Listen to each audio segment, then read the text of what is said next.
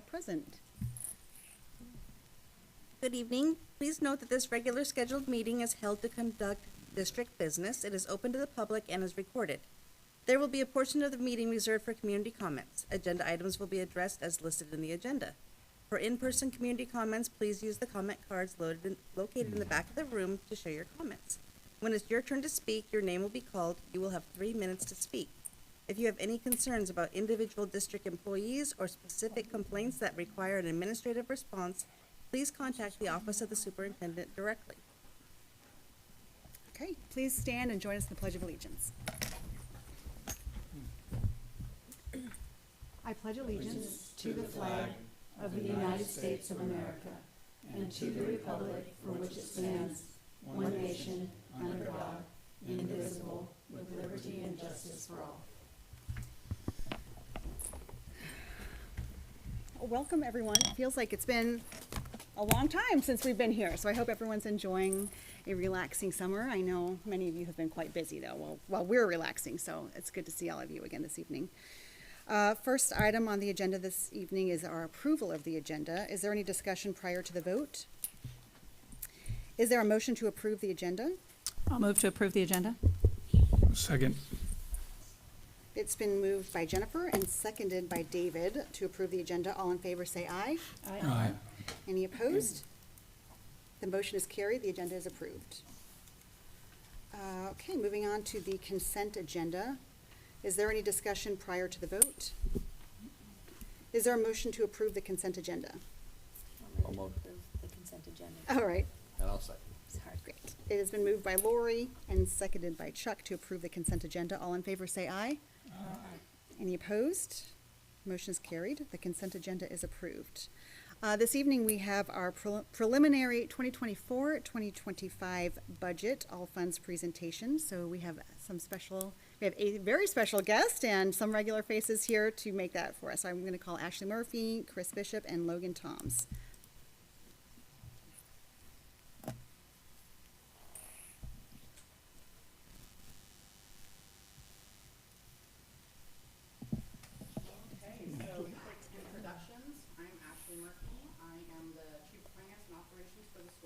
Is the mic working? And we have our special guest who's going to introduce himself here shortly, but let's go ahead and start with Chris doing his intro. Yep. I'm Chris Bishop, Director of Finance and Business, and then we have a very special guest. Logan, just 1 second. Sorry. I don't know if you can hear in the back. I don't know if the mic is working. Can you tell if it's on? No, it's not. It's not on. Hmm. Okay. Okay. Is there an on button? It's There on. we go. Okay, There we go. we're Thank good. you. Okay. We're good. IT isn't my specialty, but I got that piece figured That out. is my specialty. Turn it off, turn it back Yeah, on. there you go. All right. Okay. Sorry, Logan. Go ahead. Yeah, so I'm Logan Toms. I'm going to be a senior at Gig Harbor High School, and I really got involved in this process by emailing Ashley just to see if there was any opportunities I could get involved in over the summer at the district office, specifically in like the finance department. And what really brought my attention to this kind of what the accounting sector does is through my time as a student rep. So right now I'm the junior rep, or going to be senior rep for Gig Harbor High School. So through that, I got to meet Ashley, ask her a couple questions about the budget and really learn more. And through that really inspired me to see if there's any opportunities I could take part in. So That's fantastic. yeah. Logan, what are you potentially considering when you go to college as far as a degree pathway? Yeah, well, one of the pathways I'm definitely looking at is like accounting, business management, or some type of finance degree. So this is just a really great opportunity to get some experience and, actually a good thing for college apps, I guess. Yeah, also. sure. Way to chase that. Well Yeah. done. Perfect. Okay. We applaud Logan's initiative. It was great having him reach out to us, and ultimately when he asked to intern with us for a bit and be able to work through the budgetary process with us, we welcome that with open arms, and you are going to hear directly from him in regards to the budget process today as well. And I'm hoping that he's going to highlight some of his aha moments and some of the other items that he's learned through the process. We're going to go ahead and have Chris get us started, and then we'll go from there. I know it's probably going to look a little bit weird, but I'm just going to sit off to the side. I have a few things that I'll interject and add as we go along. Okay, Chris. Okay, so we're going to start with the general fund. The general fund is where day-to-day operations of the district take place in providing educational programs to students. This includes things like classroom instruction and instructional support. District-wide support operations includes things like the transportation department, food services department, maintenance, grounds, custodial, the background staff that you don't always see out in the buildings. Community use, athletics and extracurricular, and then administration, both school administration and then central administration.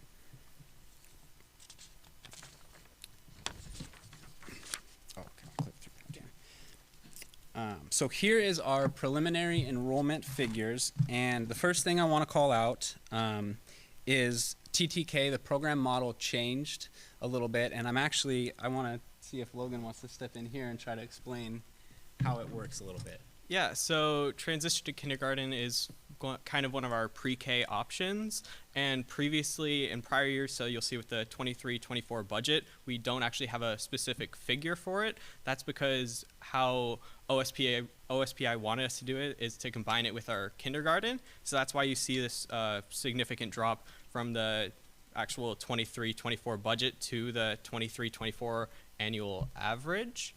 And There's something going on with the screen. that's just with Here, the... you keep going. I'm going to Cool. go let you know. Yeah, so just looking at the subtotals for the K through 12 enrollment, this is pretty worrying, seeing as we're going from 8,649 to 8,218, which is a, pretty significant drop just at first glance. But one of the things that you really learn to look at when you're looking at these, 200-page budget documents is making sure to dig deeper and actually gain context. So one of the things we noticed is that transition to kindergarten wasn't actually counted, and so on the 195, it'll just go through kindergarten, first grade, etc., all the way through 12th grade. And to actually see the transition to kindergarten data, we had to go to what's called the F223, which is the P223, which is where we get the actual averages across the year. And from this, we noticed that it was actually separated, and that's because OSPI kind of changed how they classify it. So that is one of the considerations we made. And if you see on the presentation some asterisks, there should be one on the 8,720 for the annual average. That just didn't get updated. Sorry about that. It's my fault. But yeah, so taking that into consideration, the roughly 400 person drop is heavily mitigated just because of that. And yeah. Yep, so I'm going to call out a couple of other specific things. If you look at the grades 1 through 5, the total number there between the 23-24 annual average, which was our actual figures from this past year, to the 24-25 budget column, you'll notice a decrease of 111 students. The reason for that, excuse me, there was a large 5th grade class that moved on to 6th grade, so naturally, excuse me, let me back up. The large 5th grade class was larger than the kindergarten class from last year, so when we cycle those grades through, that drops our grades 1 through 5 enrollment. There's also the grades 9 through 12. You'll notice that that's trending down, but that also coincides with Running Start. So overall, we are seeing a reduction. If you just take transition to kindergarten completely out of the picture, because it is a standalone funded program, not enrollment driven, but just a standalone funded program, we are now going to see approximately a reduction of 104 student FTE in basically grades K through 12. Now, that reduction, if you start looking at our 23-24 budget column versus our annual average, we did a conservative roll-up, moved kindergarten into first grade all the way down. So it is conservative. As a district office, we've worked really hard over the past several months in regards to choice transfers. Okay, we have a lot of individuals that don't necessarily live here that want their kids enrolled here. We are funded for those children when they choice transfer into our district. And so We're hoping to be able to offset some of our deficit with incoming choice transfers, but we will not know if that is successful until our first week of school when we see kids arrive.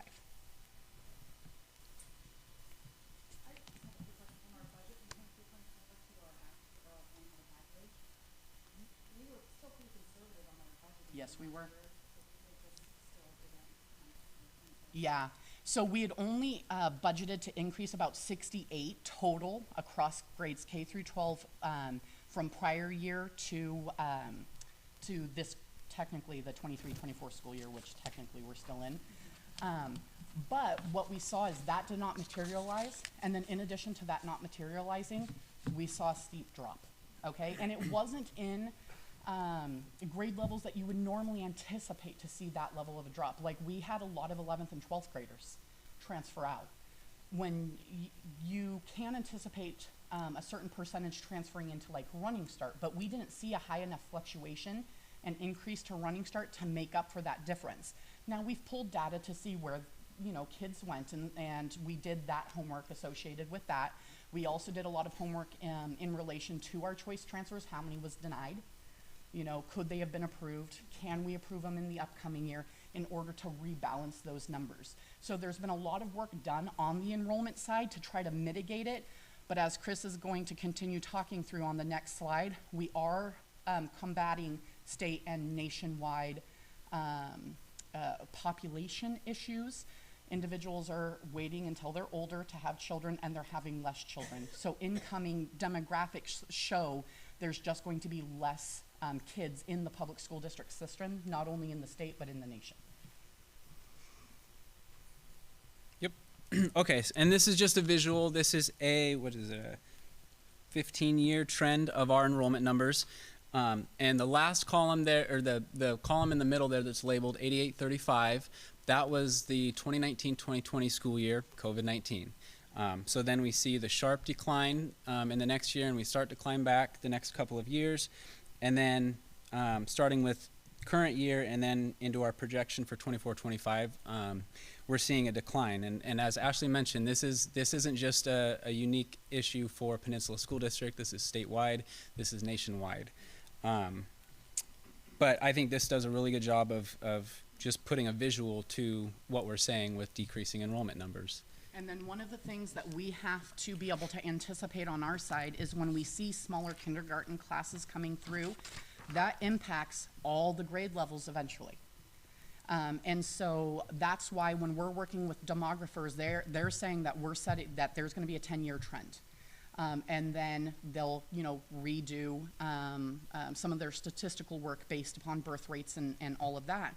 But ultimately, what we're seeing is that there's less kids being educated in public school district systems. There overall has been an increase in homeschooling post-COVID-19 and in private schools. So it's not specific necessarily to Peninsula School District. We're seeing it both statewide and nationwide.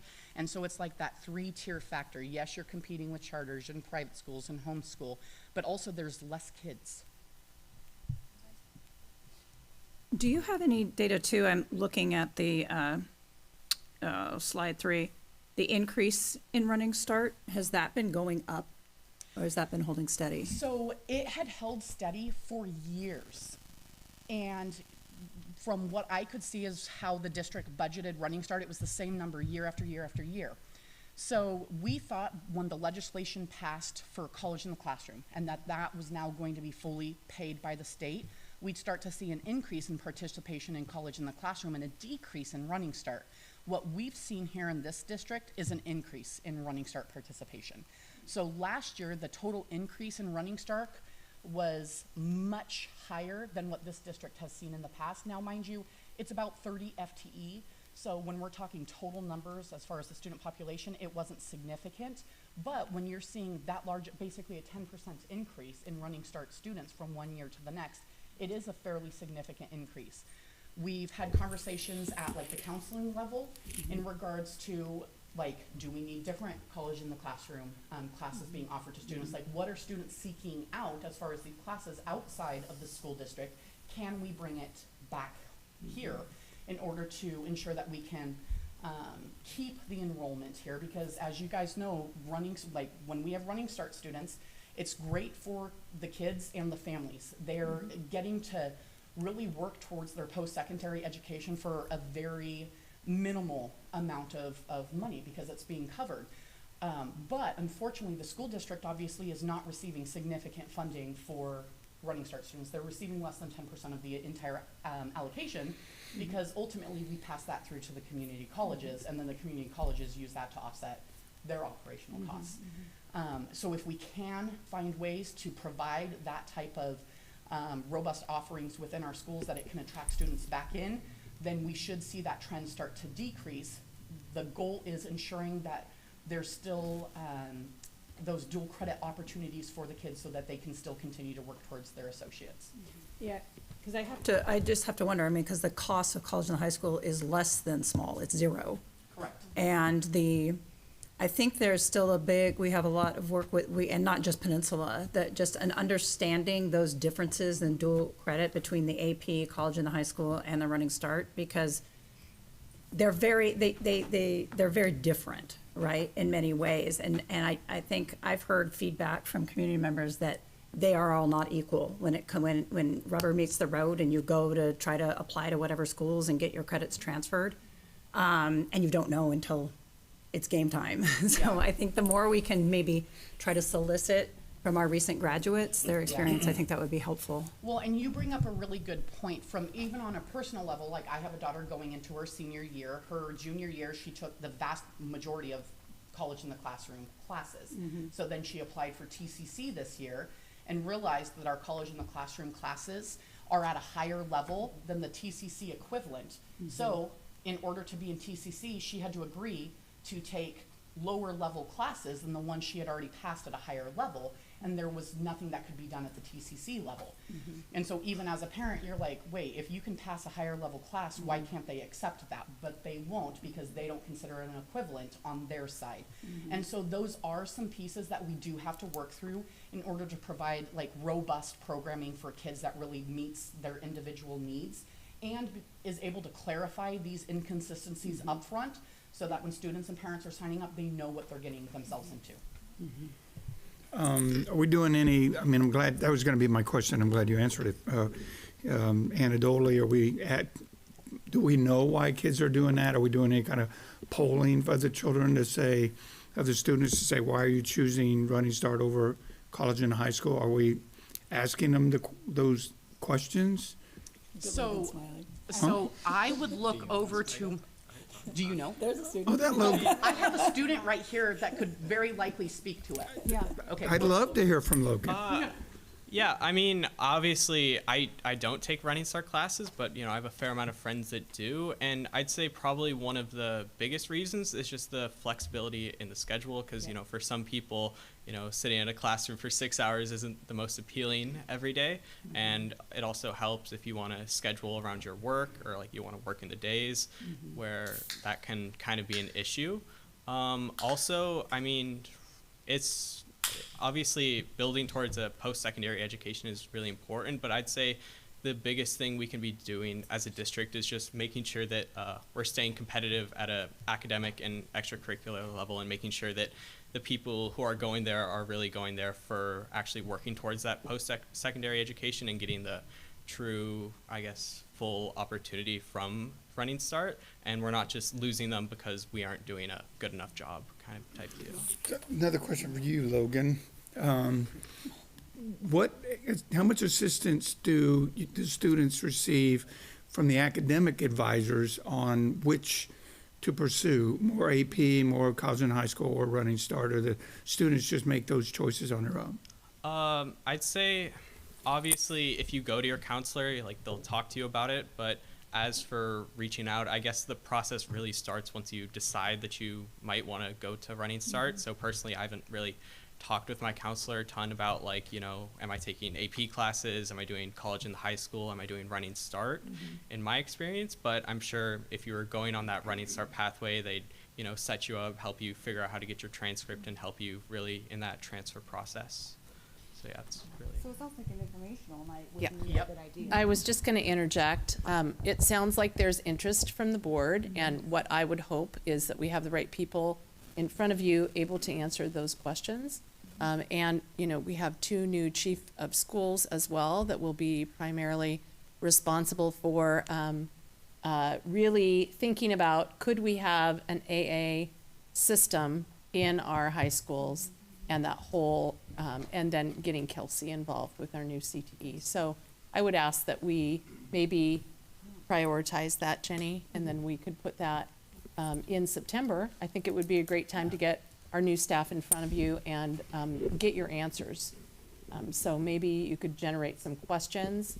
I hate to put Logan on the spot and speak for all the students, as he's not in Running Start either, so I appreciate it. John did state that students are surveyed in class interest, like what they would like to see, what type of programs they would like to have available, and that he'll work with the team in regards to the why behind the certain decisions.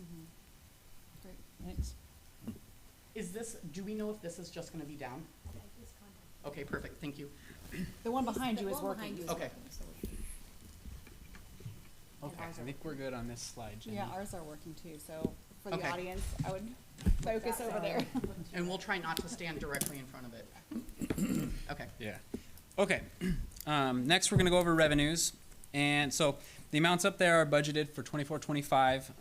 As I read through each of the categories, I'm gonna give you a, not a final number for the 23-24 school year, but a projected ending total revenue for that category. So for example, local taxes, which is just our local levy. Next year's budget amount is $27,570,505. Current year collections are at $26,950,095. So about a $500,000 increase there. Local non-tax, so this is donations, sales of goods, small grants, investment earnings, facility rentals. Revenues for that is budgeted at $3,090,000. Current year, we're at $3,721,805.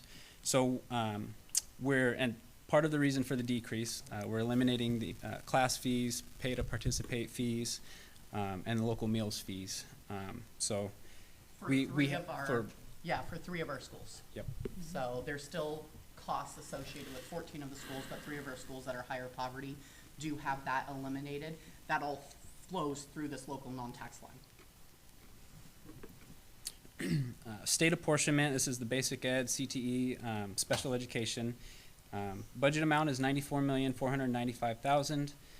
Current year is $91,664,000, so about a $3 million increase there in revenues. That's even with the reduction in students, so that's being accounted for. Did they increase the amount per student or? Yes, they did so through last year's legislative session. It wasn't that they,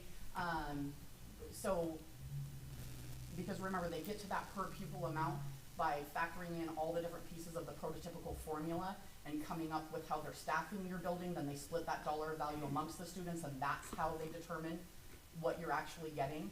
But we had increases in MSOCs that was passed through during the last legislative season. We had increases in SPED allocation, so we're seeing that here as well. And then each year you increase by the IPD, the implicit price deflator of this year's going into 24-25 is 3.7%. So when they're going through and they're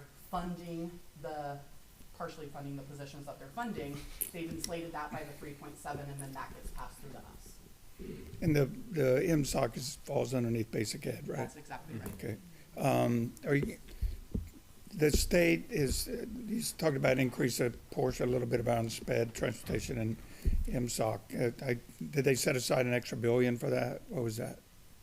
I don't recall the exact dollar value off the top of my head. I know last year with the increases that they did, our district received an extra allocation of $300,000. But one of the items that I was going to be discussing later on in the presentation is in regards to the fact that we're trending, so we've been trending $5 million-ish over in SPED, Yeah. meaning we're pulling from levy or surplus state funds at $5 million in order to fully fund our special education program, even with that extra 300,000. We're now trending to be upwards of $7 million over. And so those are costs that we have to pay. Like there's no, like you can't turn around and, short pay special education costs. You can deal with legal issues in that situation. So we just have to absorb them, and then we have to rebalance on either sides. One of the things that I can say and that we built into this budget that's different than what we've done in the past is safety net. Okay, so safety net for special education, a district normally doesn't budget for, because if you did something wrong on that application, the state can turn around and deny the full value, and now you're upside down. Yeah. And so you just take it as a gift if you get safety net. Now, Jana is so consistent and so great with the safety net application process and her team and what they've done, that over the last 2 years, we received $1 million last year in safety net and just under $1 million. And then this year, we're receiving just over 1.7 million in safety net. And so this year we did build 1.5 million of safety net into the budget because of the consistent pattern and what Jana's been able to do with it, and in all reality, simply our increasing special education costs. Like it has to be offset somehow. Yeah, I guess where to go a little deeper, I guess I didn't ask that question very well, was if they set aside an extra $1 billion to be spread across SPED, MSOC, and transportation, are they also telling you which of the three to spend that?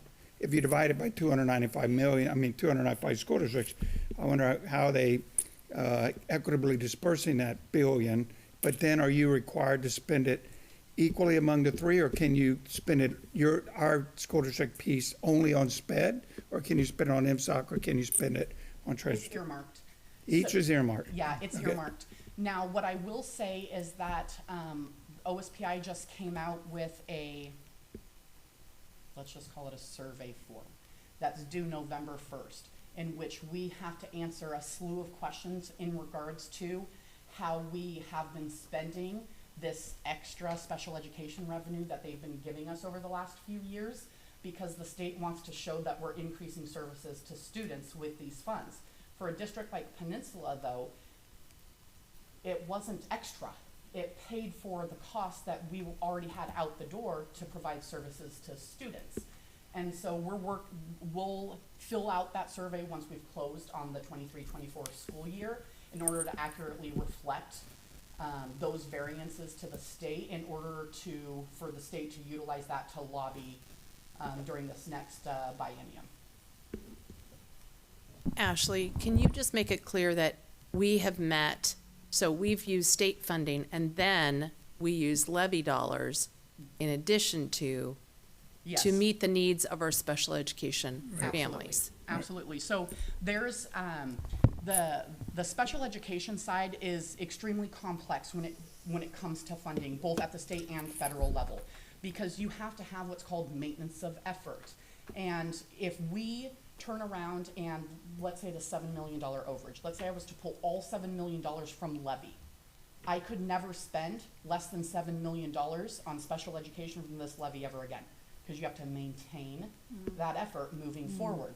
Therefore, on our side, it becomes extremely crucial that we we're forward thinkers and we plan and say, okay, if we allocate this value, can we ensure that this is going to continue moving forward?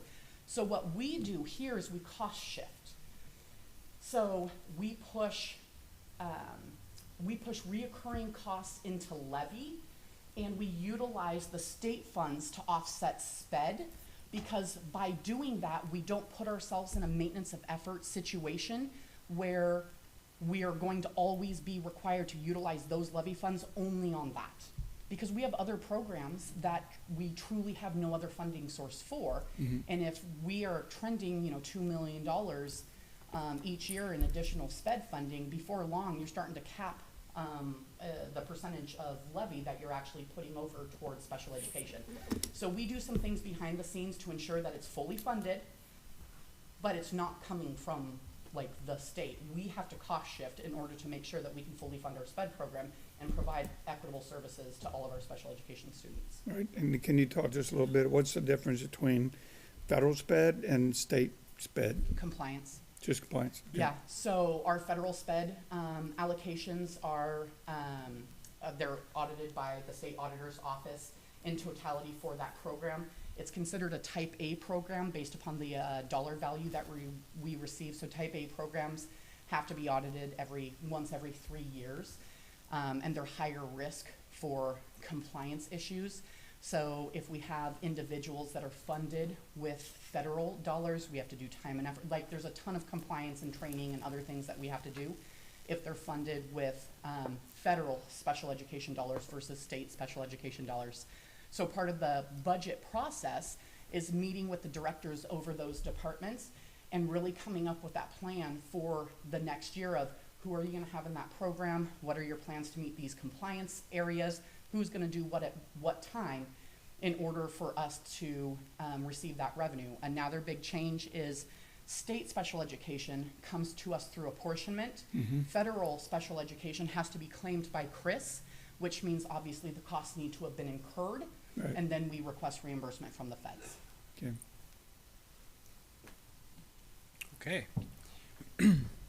I believe I left off at the state programs here. Sorry about that. State programs include special education, a learning assistance program or LAP, highly capable, transitional bilingual, and then a portion of our nutrition revenues are considered state, the transportation operations, and then there's some smaller state grants. There's a leadership grant, a BEST grant, National Board Cert bonus program for teachers that are that have their national board cert.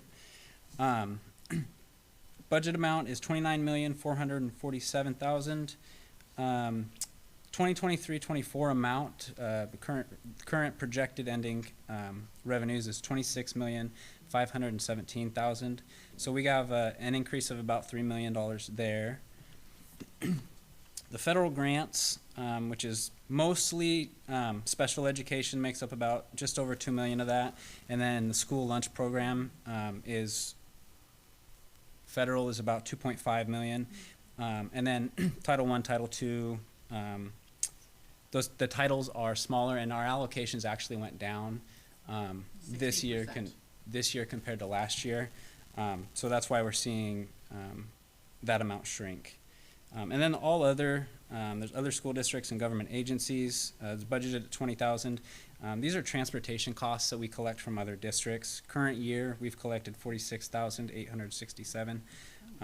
So as you can kind of see, as I'm reading off current year amounts, some of these are a little bit more conservative, like the state programs amount, because there are state grants that aren't out yet. Applications aren't available, so we're not going to budget that we're going to get those if we haven't even applied yet. So that's just something to keep into consideration there. Do you guys have any questions about any of these? Any additional questions? Additional questions, yeah. Logan's looking at me like I'm gonna ask. Well, I actually just one, if you could clarify the ESSER funding, how long will we continue to receive those? So technically in this budget, we have not budgeted any ESSER dollars because we expended it last summer, but ESSER expires in September 30th. But there are still little mini grants sitting out there that have been exempted from certain protocols. So we throw capacity in there, cross our fingers and hope we're competitive and get something. Okay. Thank you. But not guaranteed. Not guaranteed. And those really do end up going to districts that are, that have much different demographics than Peninsula School District. But we have received some in the past, so we at least want some capacity, because if we don't build in capacity, then we can't spend it. Oh, I see. Yep. Without an extension. Exactly. Yes. Okay. This next slide is just a chart, just to visualize our revenues and where they're coming from. Biggest chunk is obviously the state revenues. I wanted to call out federal. That's only 3.2% of our budgeted revenues. That's largely due to our demographics here. At my prior district, Pioneer, the budget ran about 15% federal revenues there, but that was a lot higher percentage of low-income families, so they received a lot more federal assistance. But that's Here, a huge percentage swing. Yeah. And that's one of the reasons when this district, like when we got into our financial bind, we can't rely on federal dollars, you know, in order to bail us out. We can't rely on the state dollars to come in and bail us out. We don't have access to those funding sources that other districts that are higher poverty and have more diverse demographics have access to.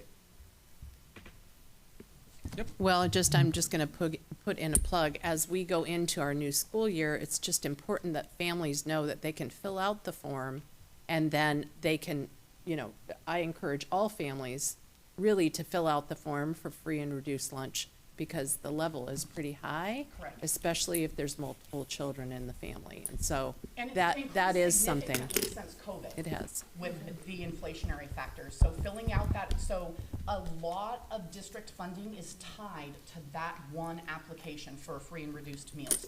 So even if you don't think that you're gonna qualify, give it a shot. No harm, no foul. We don't get docked for the number of applications that we get that don't qualify. Is there a time for filling that out? Can you fill it out anytime? Like now? Yeah, exactly. I Through mean- like October 1st is like our key time frame. Because one of the things that we also need to be mindful of is students who were free this year, that rolls over. They get 30 days into the new school year where they're also free. If we don't receive a renewed application, they drop off and go into paid status and now they owe money. And so the application, we did check, the application has been updated, it is online. Katie Walters, our food service director, is more than willing to answer questions and help in any way that she can. And then I know that our building principals are gonna be hitting that hard here Yeah. too at the beginning of the year. I wonder if there's a way we can do some kind of a competition or a challenge, like for filling out these forms, federal impact aid, all of those things that help us, that parents either think they don't qualify for or might not be aware of, if there's a way we can bring attention to that. Well, I don't know if we can do a competition because I that, mean, yes, for but. filled out applications, not we- qualifications. Yes, but we could. I'm more qualified than you. But we could do, we definitely will do a communication. There are benefits for free and reduced lunch students, especially in middle school, then they qualify for Scholarship, the right? state scholarship. And so we will put together a little public information out, and maybe we could do that next week. We could have one of our staff members up to maybe do a public announcement for that. And So that, principals are also. so that putting- parents, because part of it is just educating parents to have them understand, like in middle school, there's a certain time frame that if they are free and reduced lunch rate, once they become eighth graders and then they go on to high school, they can't qualify anymore. So there are benefits for making sure, because it's in that middle school, that they qualify for the scholarship. And the scholarship is quite amazing. And you can go to a trade school. So why don't we Exactly right. just put a pause on that, Danielle? Maybe we can put something together and we'll make an announcement next week. Do they have to qualify every year after eighth grade? If they, or let's say the circumstances change and they no longer qualify, but they qualify that eighth Yeah, grade year? it doesn't matter. Okay. It's just in middle school. It's a Once they snapshot qualify, at they that time. qualify. Yeah, great. Thank you. He's still, oh, okay. Yeah, this is yours. Okay, sorry. This was the slide I really wanted. So when we're looking at overall expenditures, okay, one of the things that Logan got to be front and center with this year is when it comes to reasonability checks of the budget. So you've gone through all the balancing, you're right side up, your fund balance is where it's going to need to be. Now you start digging into the 164 pages that actually make up your full budget. One of the things that we had noticed really early in that review is that we were seeing our CERT salaries, so just CERT salaries alone, not benefits, but just CERT salaries, increase significantly from this year, 23-24, in order into 24-25. So it increased by about $5 million. Okay, for a one-year swing, that's a large increase, okay? So then what we do as a team is work on the weekend. But in reality, that's actually true. But we have to get to the bottom of why, okay? So when you're taking all of this information from the accounting system, it's commingling it all, putting it all into the right columns, are you seeing this increase? There's two things that were bargained amongst others in the last PEA bargain that had occurred the summer that I got here. One of them was the district becoming its own clock hour provider. And in order to become your own clock hour provider, you have a bunch of stuff that you need to do with the state in order for the state to approve you. We had to bargain with the ESD in order to get access to the software to allow us to do it. We hired an employee because those clock hours are what's used to help move staff up the salary schedule. So you want staff to be highly trained, highly educated. That's how we're going to get the outcomes for kids. And so one of the barriers that this district had seen is that the clock hour provider was the ESD 114. So staff had to send all of their materials for training over to the ESD. They had to pay $3 a clock hour for them to input it into a system. Then they sent the information from that system back over to our human resources department at the time. Then it would get included, and at that time, then they would move up. It's now become more instantaneous because we have an employee doing it for the staff, and the staff aren't paying. So as they go through their training during the course of the year, or they go out and they obtain additional trainings outside, either through WEA or other ESDs, we have a staff member that processes that all for them, and that determines their placement on the salary schedule, amongst other things. And so when we became a clock hour provider, you know that there's going to be an increase in salaries out the door, because it's now become instantaneous. Like, the staff can receive the benefit of that immediately. In addition to that, one of the other things that was agreed to was collapsing the salary schedule. So post McCleary bargain, for those that want to remember back then, when the state got rid of the state salary schedule and districts got a bargain themselves, most districts opted with a 16-year salary schedule. It was fairly standard. This district did not agree to a 16-year salary schedule. They agreed to a much more extensive salary schedule as far as years of experience before you would max out your salary. During the last bargain, they agreed to collapse that down to 20 years over the course of 2 years. When you collapse a salary schedule, you incur additional costs because we have to ensure that all CERT staff get at least IPD, which was 3.7%. You can't give your most senior staff 3.7% without giving the individuals in between more, because mathematically it doesn't work, in order to keep the same spacing between your cells, your lane changes, all of that. So it's basically the district investing back into this salary schedule and acknowledging sort of that professional work and ongoing commitment to professional development. So those two pieces together, though, combined did equate to a $5 million increase from 1 year to the next. So we did have our IPD at 3.7%. That's inclusive of that $5 million. Okay, so it already includes that value. We had increases to employer benefit costs, like SEB increased actually fairly significantly from 1 year to the next.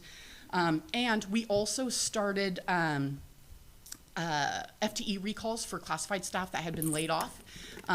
We have not recalled, as far as all the positions, we haven't recalled all of them, but we've recalled some of them, and so we're going to see increases in classified salaries based upon that.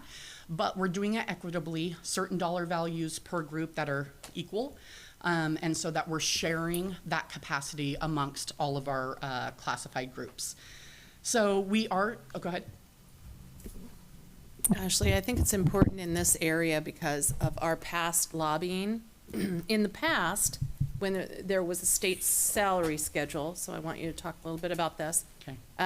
Certain districts, because what I hear you saying is we have really highly qualified Correct. staff who are staying here, who are committing, who are experienced, which increases our ability to be academically excellent.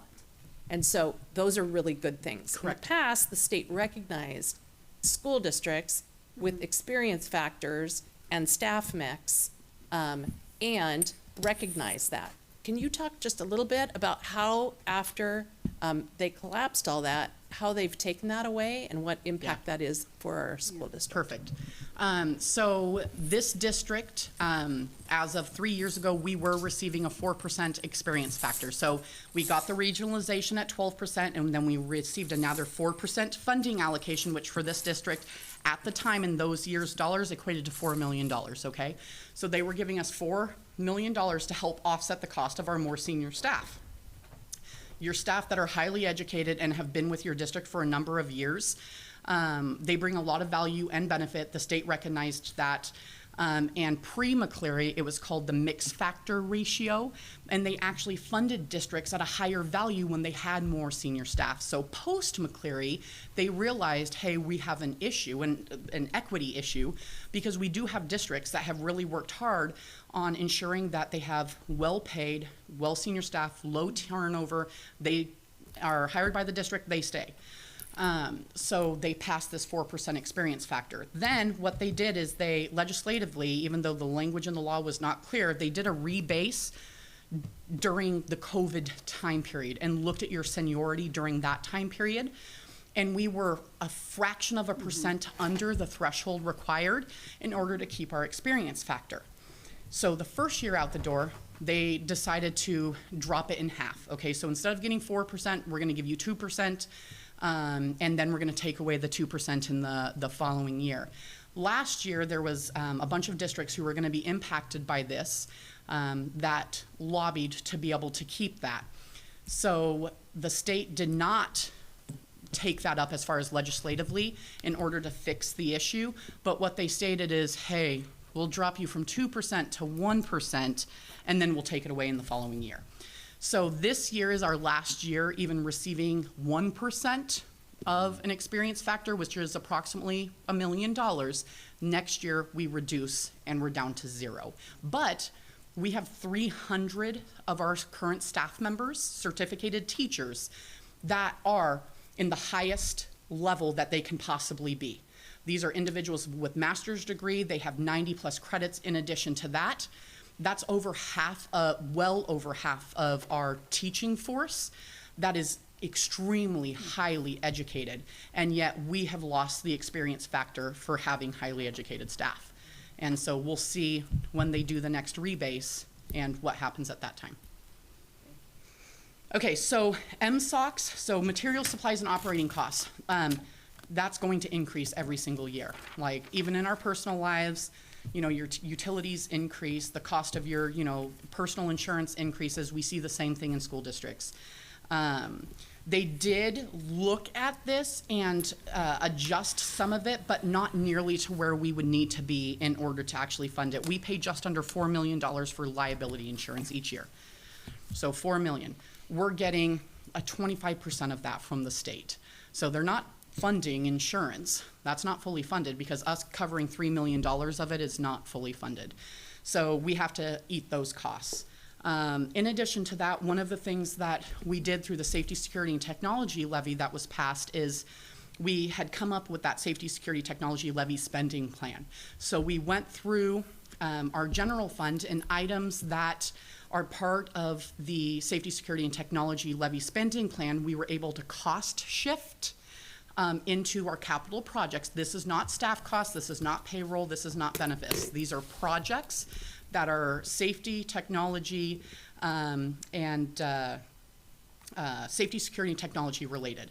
But we cost shift those pieces, about $2 million into capital. The other $4 million of the SS&T is dedicated towards new projects, new safety concerns, anything like that that may come up. So that cost shift into SS&T of approximately $2 million also helped bring down our overall expenses that you're gonna see in this in one of our future slides, and they'll talk at more length in regards to that. Okay, any questions in regards to that long-winded explanation of expenditures? Okay, perfect. Next. Cool. So this slide is basically just showing the differences in our 23-24 budget and our 24-25 budget when it comes to staffing. So this is one of the things Ashley talked about a lot on the last slide.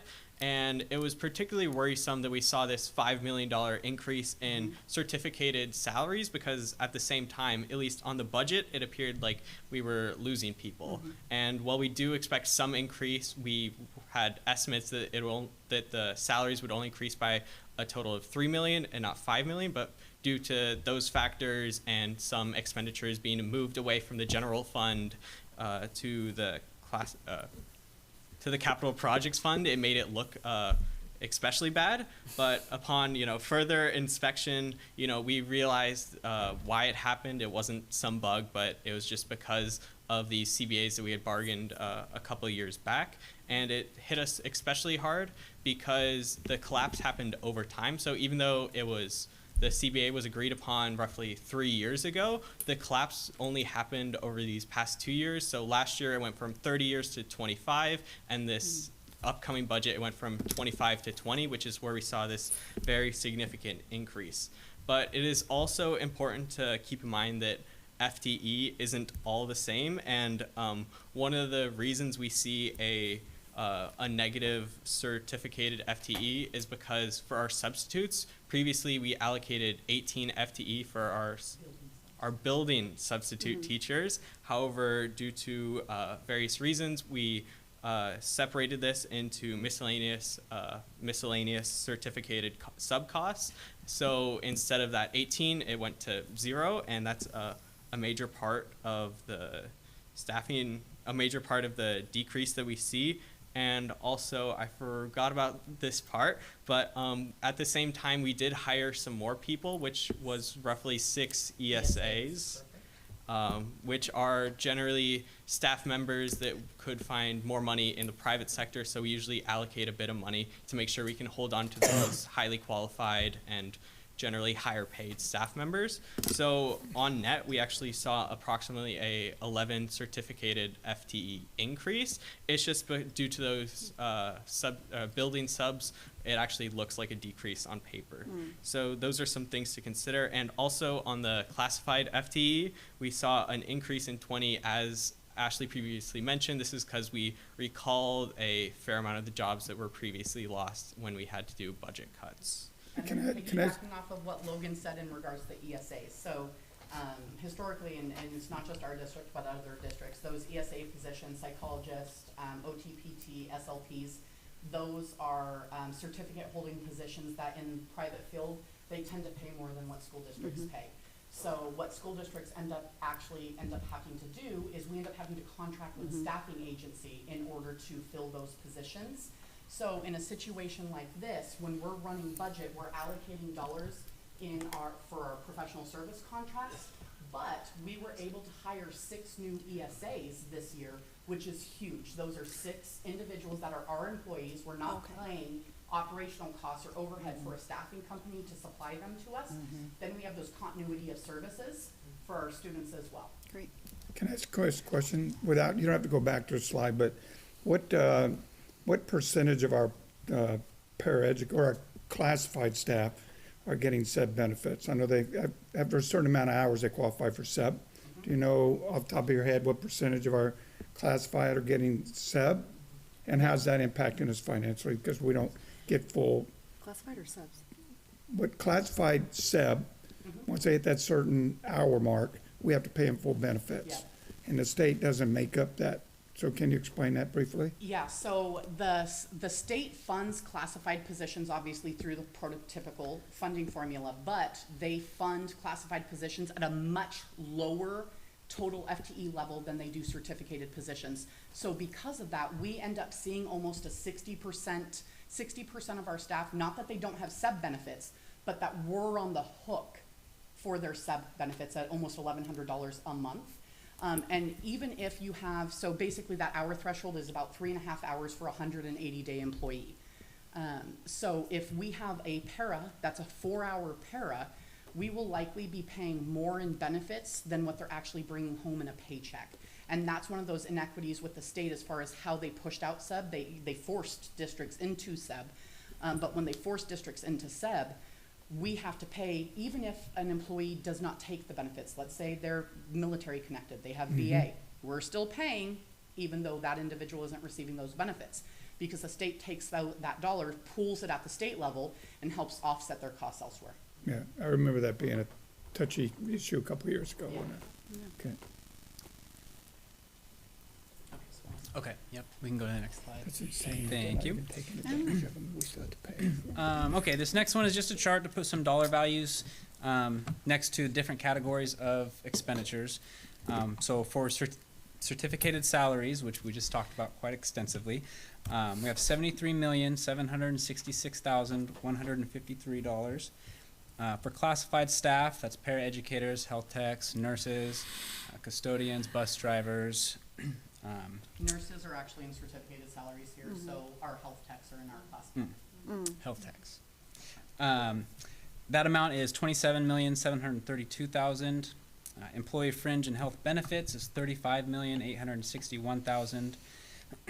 And we have a percentage on the next slide of staff costs versus MSOCs. So you'll see that there.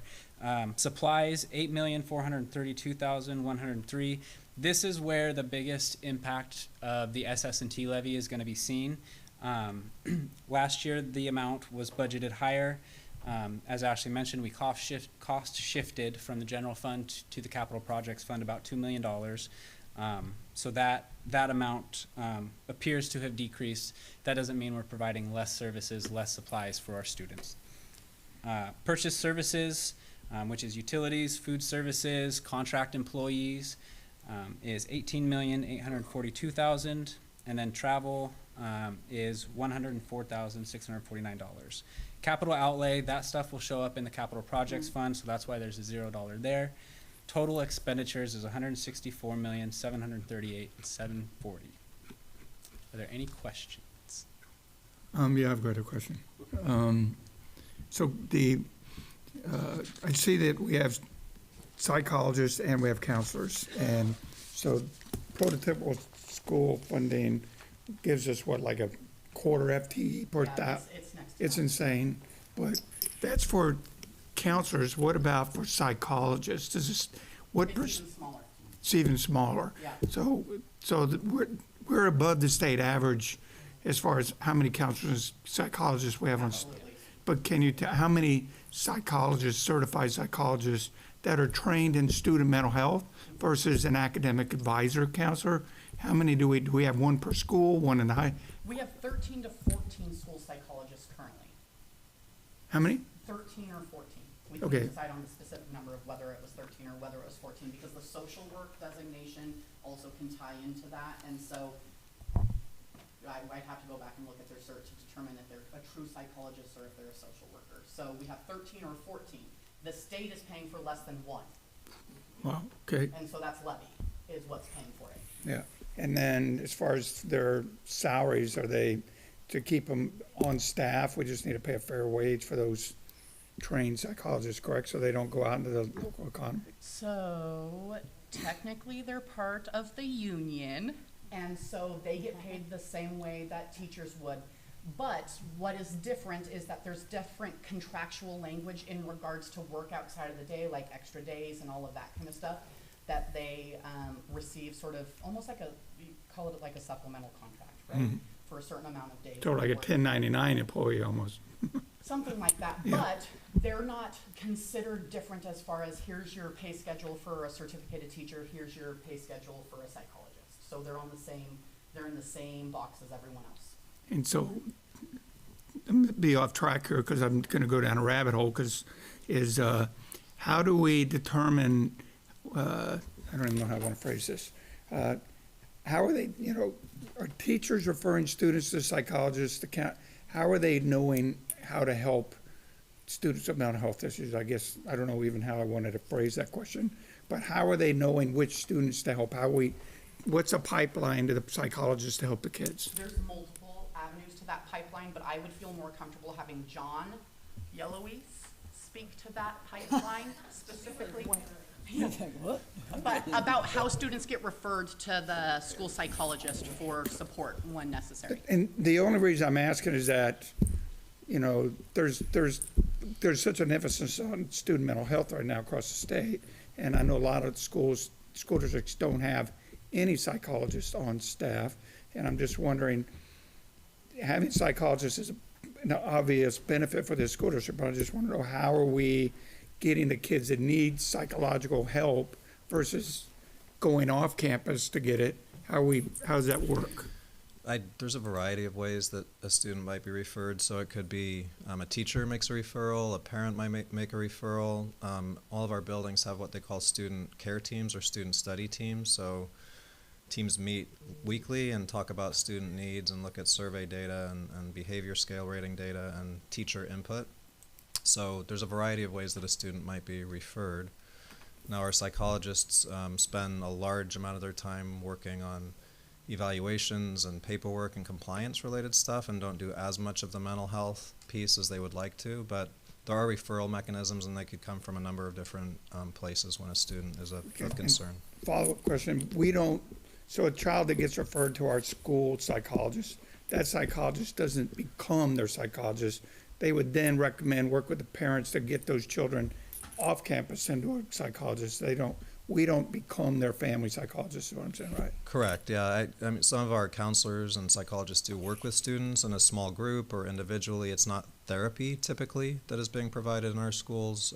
We do work with Comprehensive Life Services, which is a contract that we have, and we have therapists coming into some of our schools working with students. But our psychologists and counselors aren't doing therapy per se with students in the school setting. Okay. Thank you. I just didn't want to become. Next slide. Cool. I have one more question, sorry. Oh, yeah. Sorry. Logan, you told me not to ask you questions, but, I didn't. so, again, under the prototypical funding model for paraeducators, the state pays a certain amount of paraeducators, and then we make up the rest in levy, correct? So, do we know, how does the school district across the state, or how do we know how many paraeducators we're allowed to hire under the prototypical funding model, and then how do we determine how many additional paraeducators we can hire and pay for with the levy? So that's a very complex question, but ultimately I know because the formulas are driven through our apportionment report. So I know how many are going to be funded. The state funds paraeducators at the elementary level, a very small percentage. I mean, we're talking 10% maybe of our total paraeducators, and those are what we call basic education or general education paraeducators. The vast majority of our paraeducators are actually special education paraeducators, and those aren't specifically driven out by a formula through the apportionment formula. You're just expected to pay for it out of your special education allocation. So through that IEP development process, it will be determined, does this student require one-on-one service needs? Does the student have, a 20-hour-a-week need for additional para support? So our special services team work through all of those allocations. They drive those numbers over to my employee support services team. I have a specific staff member who works through all of our formula-driven processes for paraeducators. Then from there, we build an allocation model that then gets sent out to all of the buildings, telling them exactly how many paraeducators they get and in what funding classification they fall. Because we cannot take a special education funded para and put them on the playground to supervise Right. recess. That's a gen ed para. Yep, so they're all earmarks. Or if you're utilizing LAP dollars or title dollars for a paraeducator, you have to ensure that you're only using the funding source that aligns to that specific job. So we work through those allocation formulas, drive them out to the buildings, we get feedback from the principals say, yay, nay, I can't work with this, I need X, Y, Z. We push it back to special services and basically go back and forth until we have a formula that works for that specific building's needs. But it's within reason, because again, especially in the elementary, like middle school, high school, you're getting no para support. In the elementary, no basic education para support. In the elementary level, yes, you're getting a few paras across the district, but we have 10 elementary schools. Mm-hmm. And so in all reality, after you've driven out your main budgetary costs. You determine what's our bottom line. Do we have additional dollars that can be allocated? If we do have additional dollars that can be allocated for the upcoming year, where's the priorities? What have we said per a strategic plan that we're going to be spending on? What areas are we looking to improve on? And then we fund in that manner. For example, this year we saw the reduction in our overall title allocation. We went from having about $1 million to 400,000, just under 400,000. So a lot of those dollars were tied up in cert staff, but we did not now have the dollars in order to fund those certificated individuals across the board. So we had to reduce the overall certificated positions, but we had a small pot left remaining that we redistributed through paraeducators to increase some paraeducator support so that they can work with these title positions that are being split now between buildings to help provide support to students. Yeah. So So- it's just a reevaluation Right, each but year. so a what if would be, like, if you had a teacher with, just making this number up, 30 students in a class, because they want all the kids in gen ed nowadays for inclusion, and you have a third of the students in that class are special services students needing maybe IEP, special ed, whatever, and how do we determine how many paras need to be assigned to that class? And if it's a special ed para, like you just said, they can't go on the playground. So do we have to assign a gen ed para to take them out on the playground if they're sped? And how do we determine the allocation needed for that? So it depends upon student needs. So student minutes drives our para allocation from that side. But yes, it is possible that you could have an IEP that requires one-on-one supports for a student, but we're working them into an inclusive model in their gen ed classroom, and that one-on-one para is going to be right there next to them. Now, technically, per the law, they shouldn't be helping, John Smith next to the student because they're funded only for that one specific Yeah. student.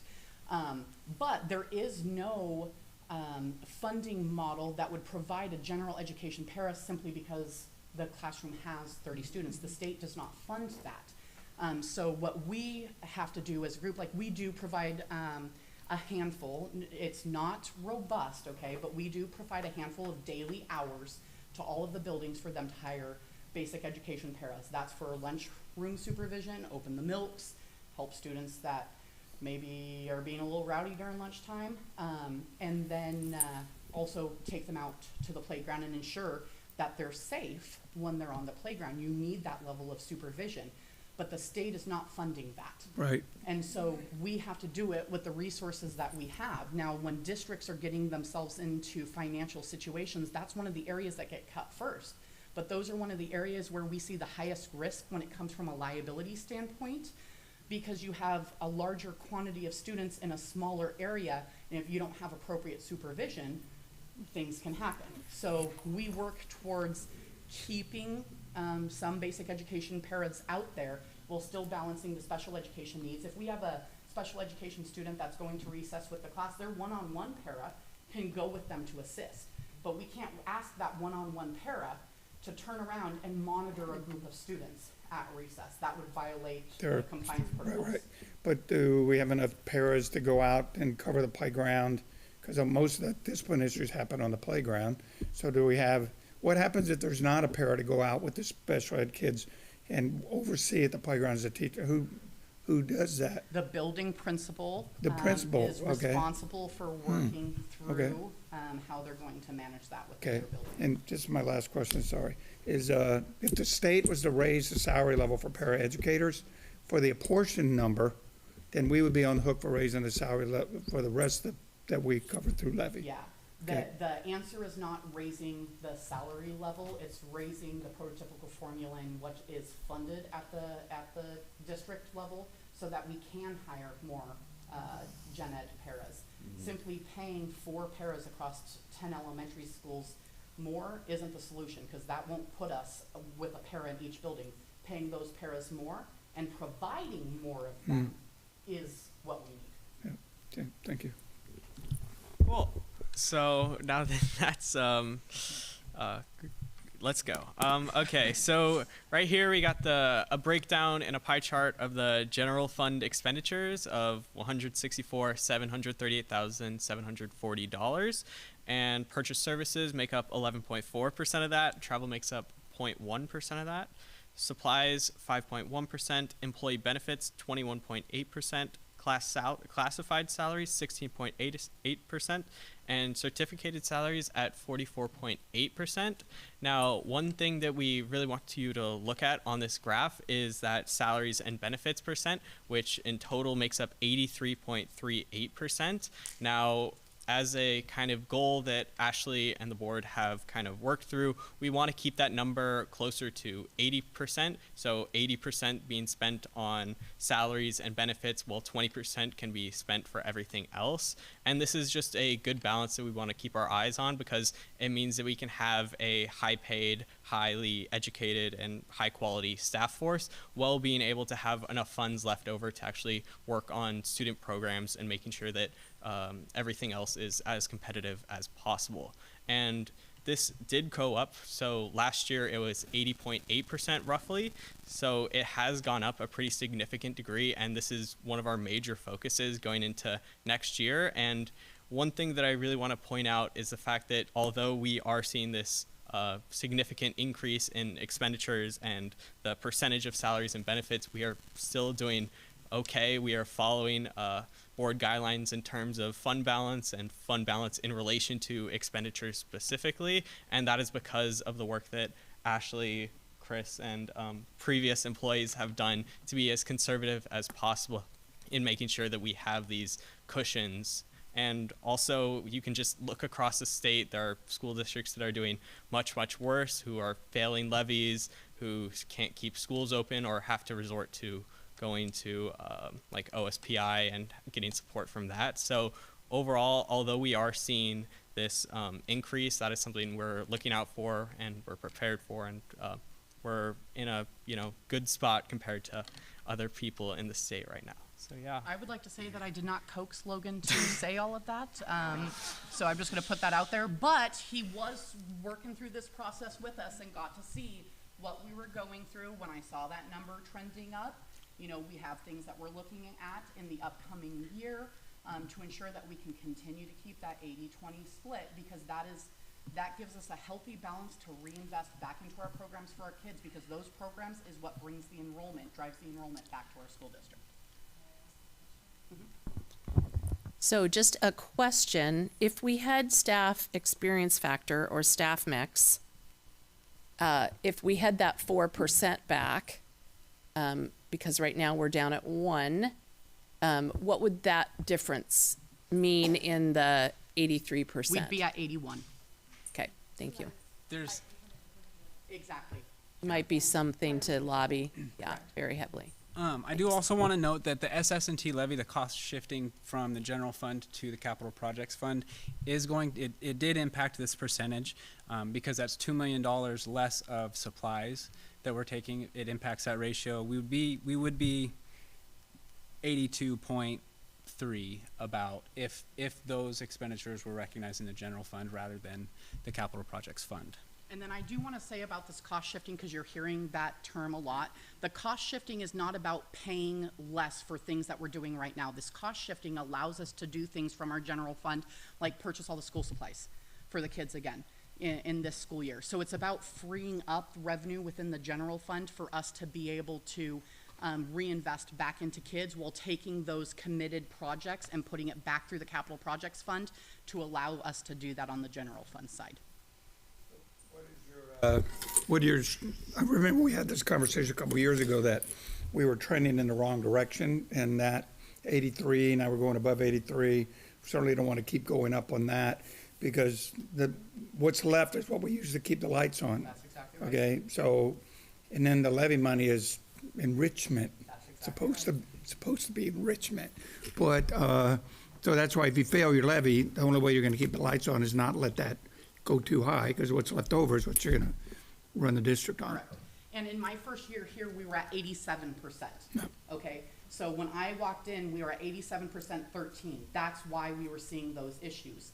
The vast majority of our operational budget was in salaries and benefits, hence the reason we did that rebalancing and right sizing to ensure that we have the money to invest in our kids' programming. Because ultimately, we can have the best staff possible, but if you have no money to send the kids on a field trip or to ensure that we have, you know, competitive programming for kids, it's not going to do us any justice, and that's not going to get us the results we want. So yes, it has trended up. We are looking at it at just over 83%, but this is something that, you know, we take into the new year. We continue to rebalance what we are doing and ensure that in our overall costs, even on the MSOC side, that there's little things and little tweaks you can make throughout the year that's far from the classroom that helps balance this figure. And in all reality, new grant revenue decreases this figure. Okay, and so as we go through and we turn around and apply for, you know, additional grants, sort of like what Chris was talking about earlier, where some of the packages just simply haven't dropped. So we're not going to build it into the budget because we don't want that false level of security, because that has gotten a lot of districts in trouble recently, relying on funds that they don't necessarily know whether or not they're going to get. Now, as we get that, you'll start seeing that percent trend down throughout the course of the year. And that's one of the things we're going to be tracking. Okay. I think the next one is, That's just the general fund summary. okay. I And don't this have is that. just a summary of the general fund.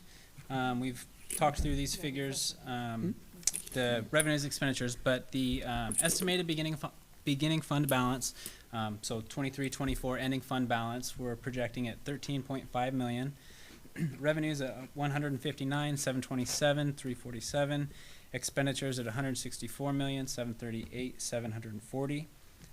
That would leave our ending fund balance in August, at the end of August 2025, at 8,488,607. Of that, 2,871 is restricted, and then 5,617 is unreserved, which leaves our ending fund balance at 5.15% of expenditures, which is within the 4 to 6% board range. So the restricted ending fund balance, though, it's restricted for things like carryover. So if we received through apportionment dollars to be spent on a specific earmarked program, and we did not spend that full capacity this year, the state allows you to carry over a certain percent of those dollars into the next year. So as a team, we go through, and if we know that we have an increase in programming expenditures coming this year, we want to carry over some of those dollars in order to help offset those costs in the future year.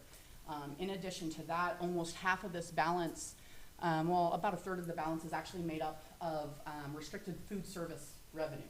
So those federal dollars that we were seeing come in because of the 2 schools that we had on the state program, and we're receiving federal allocations, state allocations, those dollars are restricted and can only be spent within that program. Now, we have to go out for RFP, or request for proposals, this year for our food service vendor. And so we've been operating on the same contract for the last handful of years. So in any year that you're going back out for an RFP, you can expect for your cost to increase. So we wanted to carry over some of those costs in order to be able to offset future contract. I think that's it for general.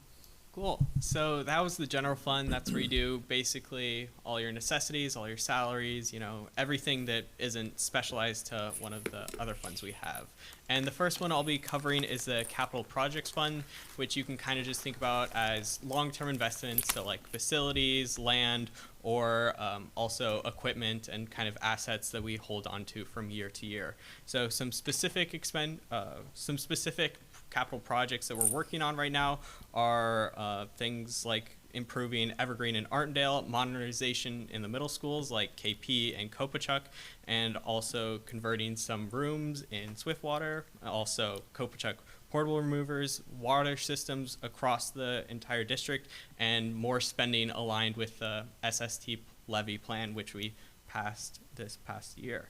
So looking at this capital projects fund, we can see that our estimated beginning fund balance is at roughly exactly $17 million.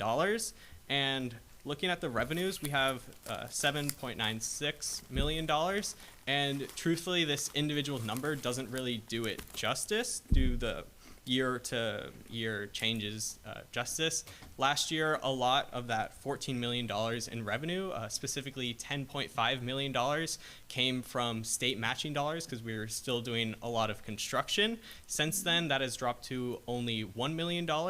And instead, a lot of our revenues that we're seeing this year have come directly from the SST levy, specifically about 6.1 million. So of that 7.9 million, a lot of that is coming from the SST as opposed to the state matching funds that we've seen previously. And also inside of that revenue, we have local non-tax, which could be stuff like donations, I believe sales at some events. Probably not. I don't know. No.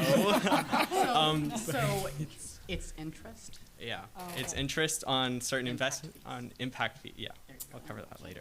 But those have gone from $400,000 to $850,000 this year. So that's kind of how you're seeing our revenues. It's generally been restructured going into this year and moving forward.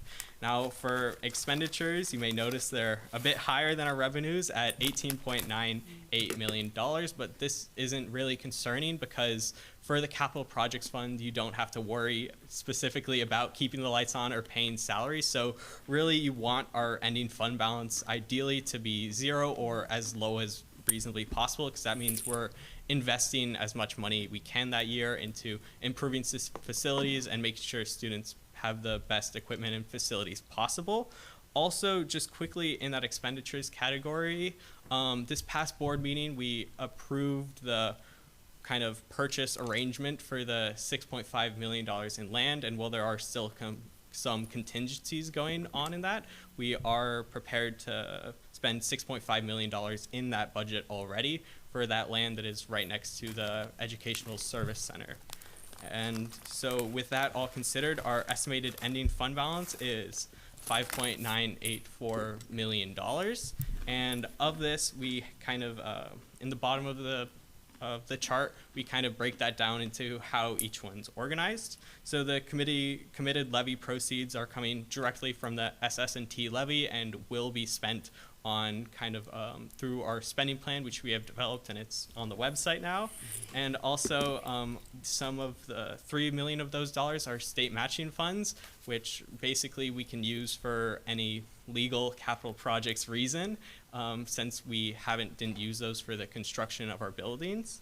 And impact fees are specifically things that local developers give us. So for instance, if you build a bunch of houses, it's expected that more families, hence more kids, are going to be coming into our district. So they pay those to us to help with the construction of new facilities to help offset the cost of bringing in those new students. So most often impact fees are spent on stuff like portables, which directly increase the class total, or the class class capacity for our schools. Now, the last part is $884,000 just generally assigned to fund purposes, which is probably going to end up being spent on either long-term assets or in addition to some of the main areas of focus of our SS&T spending plan.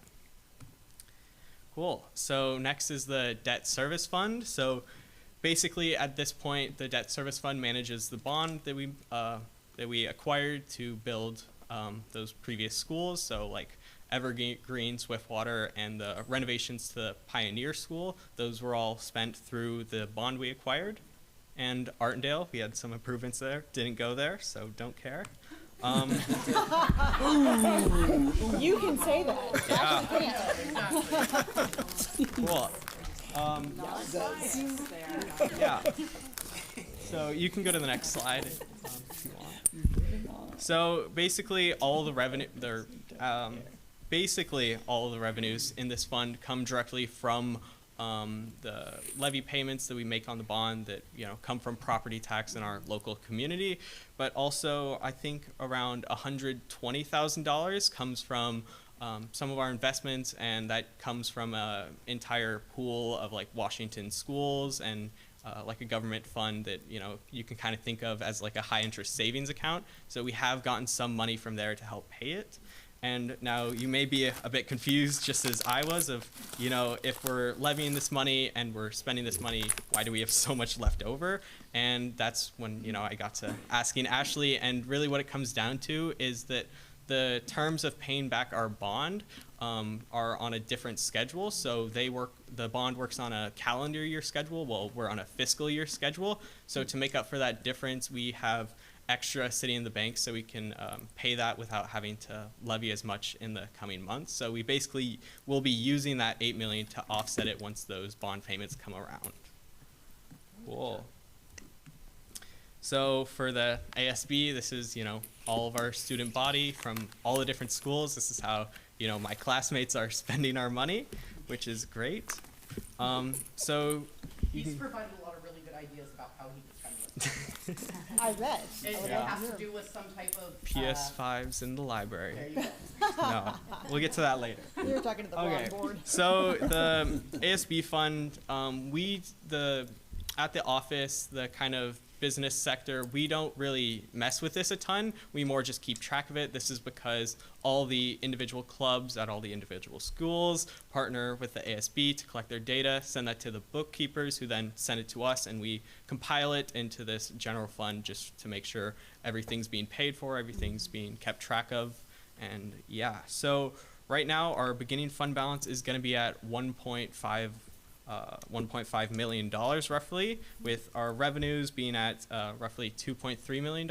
And the majority of this generally comes from things like sports, so you might have to pay to play sports, or your ASB stickers if you're gonna be doing some specific school activities, or just in general to get into some events like dances, or, you know, to get tickets. The list goes on of what a ASB sticker can really do. So yeah, through paying that, we get the revenue, and we can then use that to spend things for like different club events. So club trips, sports events, or, you know, a big spender at the high school level is prom every year.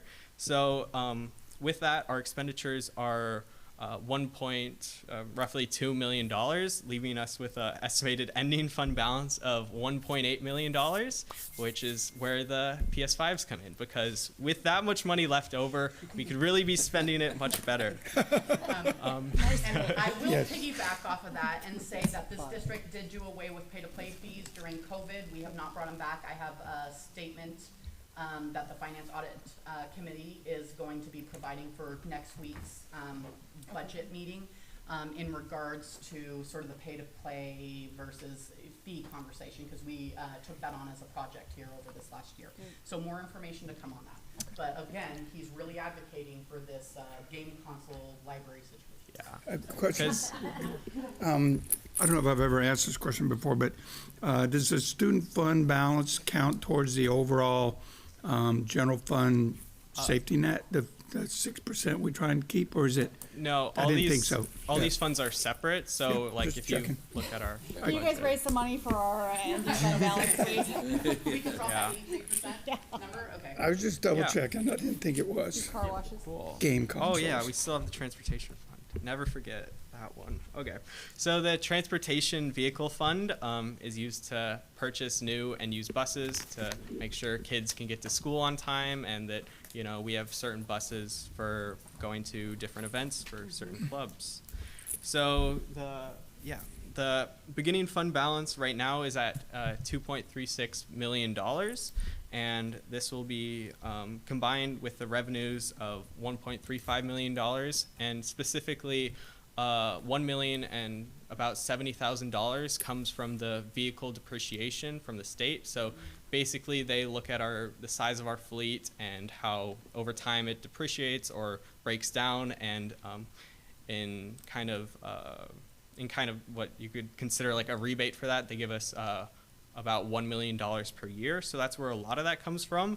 But you'll see the bullet point at the bottom, which shows our new revenue, which a member at our office, Donette, got us a $250,000 grant, which comes in the form of a rebate. So each propane bus we buy, we get $25,000 back. So we are planning on spending this on 5 large propane buses this coming fall, and 5 more propane buses this September 2025. So we will be seeing those $250,000 coming back to us. And also for our expenditures, that's just $1.5 million that we, create the capacity for and allocate for buying buses in general. Now, I will state, a propane bus does not cost $25,000. Yeah, I was gonna ask. No. Okay, yeah. So it doesn't cost $25,000. The rebate against the purchase price of the bus is $25,000. But in all reality, to keep buses on the depreciation schedule, because that's how you fund this fund without having to go out for a transportation levy, we have to be really incremental in how you replace the buses so that you don't have them all fall off the replacement schedule at the exact same time. And now you're getting no depreciation dollars in, therefore you have no money to purchase new buses. So we've broken it up, 5 this year, 5 next year. So yes, it's an added benefit that we'll get that $250,000 in from the feds. In all reality, that equates to about 1.5 free propane buses.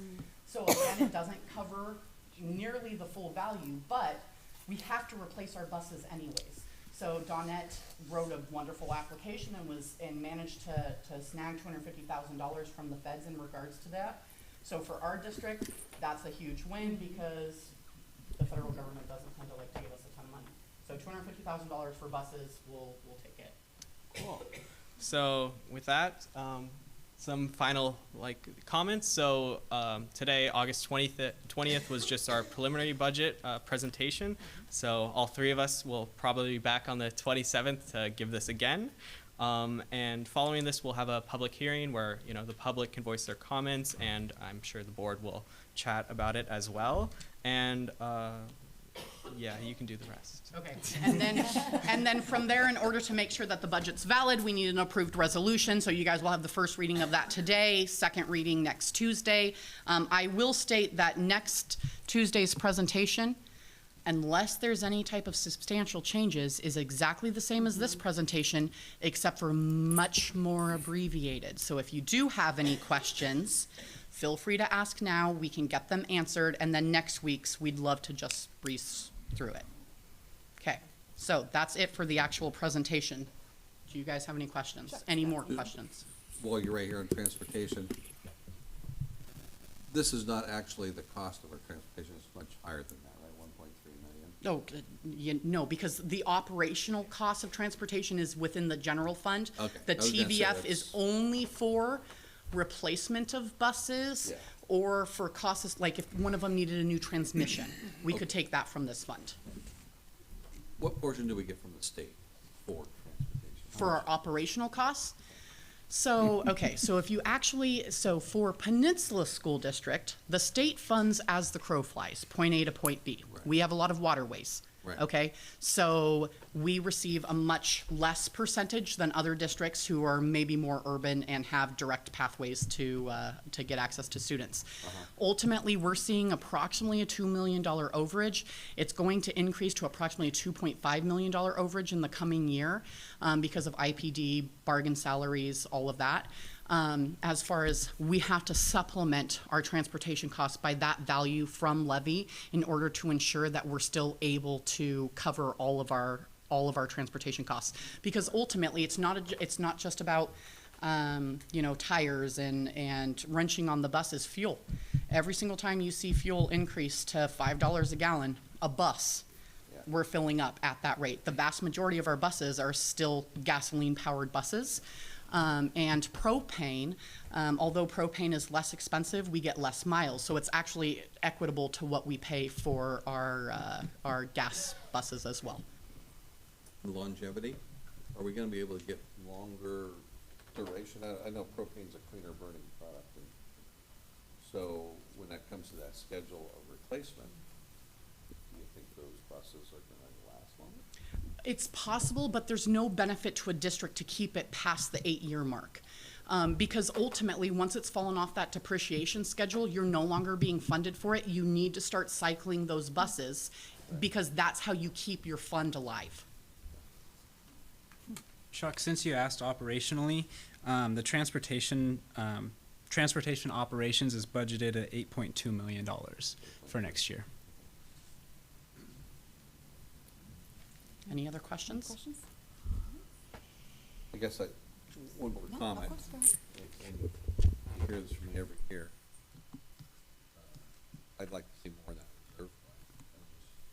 It worries me that we don't have enough reserve fund to cover expenses or something. And that is true, and that's one of the things that our Finance and Audit Committee, we have some individuals that have come from the private sector. They'd like to see 50 to 60 days Yeah. of operational expenses. Unfortunately, for a district of this size, 50 to 60 days worth of operational expenses for us is gonna be like $22 million. So if we're sitting on a fund balance of $22 million, guarantee you we're gonna hear about it. Right. It would be nice to creep it up. I mean, if something happens and the state doesn't pay us, our teachers still need to pay.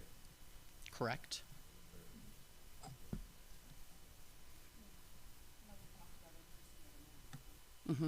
The nationwide average for school districts is 10%.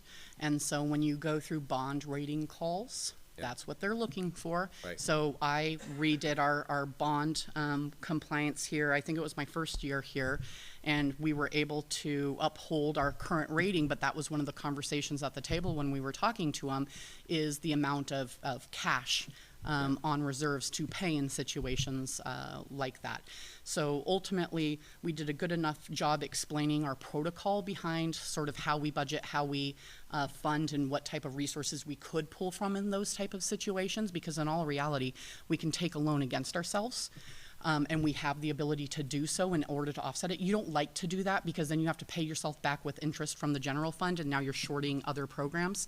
But you have the ability to do so. So we were able to utilize that to at least uphold our bond rating, which secures us lower interest rates, which is what we want.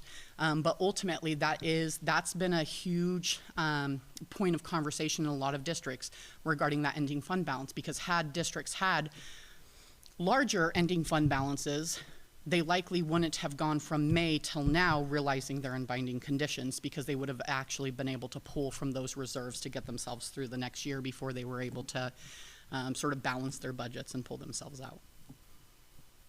Anything else? Thank you. Perfect. I cannot express how grateful I am, and I'm sure I can speak for all of us, that the amount of work, and we've said this before, but the amount of forward thinking and planning, it really hits home. I spent some time last week in a town that's been widely in the news that is not doing so well with their budget, and the mood is grim in the entire town. You can feel it, and it's just a really dismal place to try and come back from. So just looking ahead and planning, and just, even though it involves working weekends, so appreciate. And secondly, Logan, you are going to be so much more prepared on the first day of Finance 325 than I was. I just want to say that right now. So you have that to look forward to. Great job tonight. I think that's it. I want to say thank you. It feels like every year we're like, oh, we just made it by. We just got lucky, but I don't think we're getting lucky. I think it's because we have someone at the helm who's watching it and appreciate the work that you do. It keeps us not just solvent, but just as a leader in this district. I ran into a family on vacation this summer who are probably from the same district, and they're their kids, they go to school for sports. That's their life, and it looks like they're cutting sports and activities because they can't fund it. They can't pass levy, and they're in binding conditions. So it matters, this work. And these are long meetings with lots of detail. I appreciate all the good questions. It's a very important part of what we do. So thank you for making it so transparent and easy to understand. And I just I'm going wanna to thank piggyback off Logan. that, because I've been in the same city that Yeah. Lori was recently at, so I agree with her. But the fact that this board asks tough questions of you is not happening across the state. I know. And the fact that you don't just put it on the consent agenda and have the board just approve it and move on is why we're not finding ourselves in these situations. So my compliments to you as well, but to the board for being willing to go through these budget conversations and ask tough questions.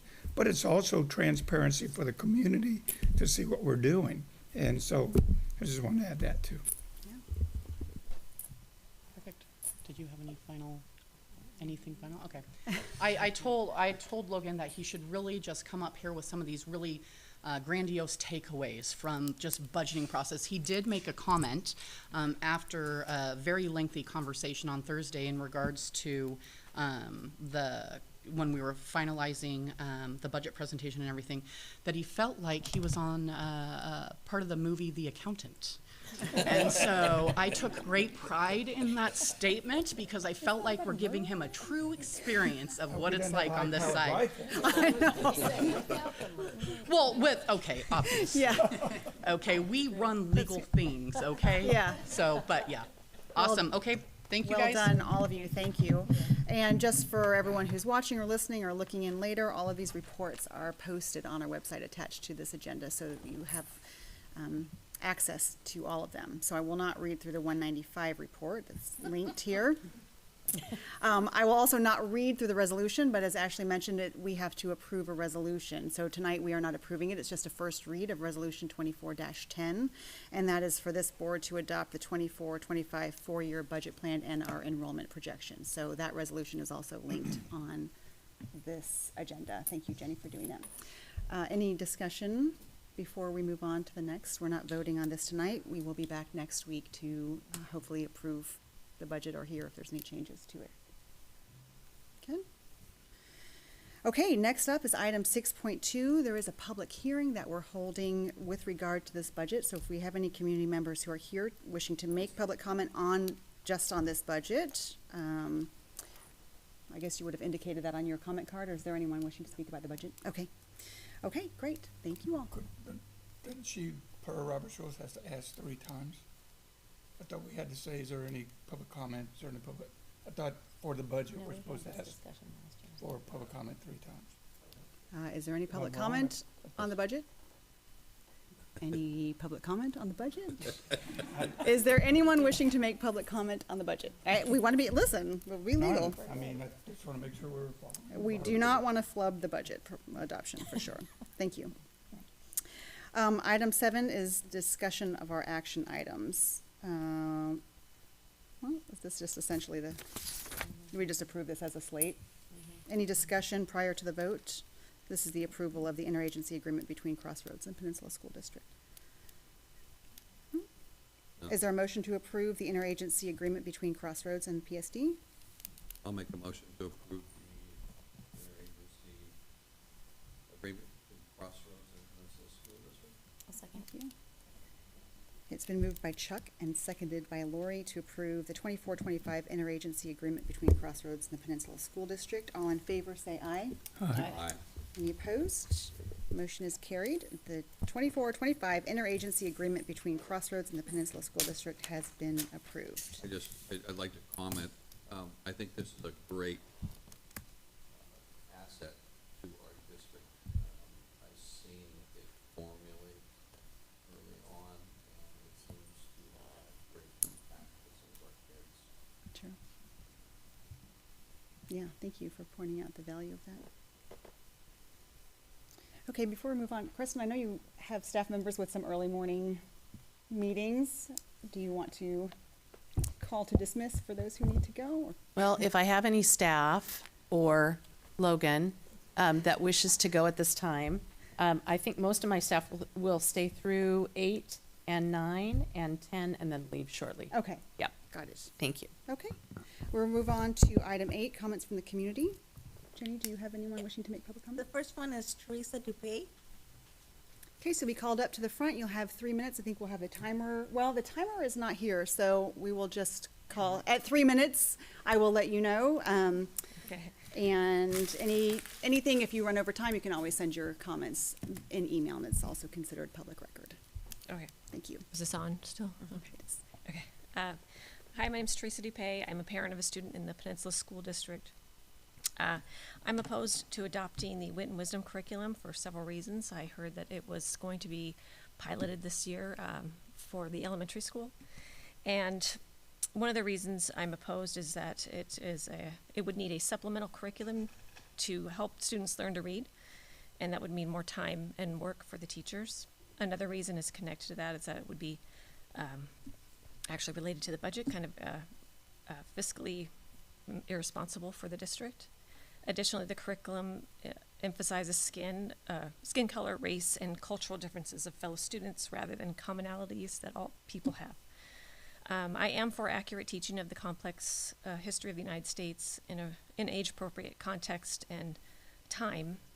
Wit and Wisdom has one of the stories is about Ruby Bridges Ruby Bridges, excuse me, and another one is about Mexican family in California, the Mendez family that went through segregation, and these are this is very negative imaging for the students, and it seems to be contrary to the Peninsula School District's resolution that they will not teach from an oppressor-victim narrative.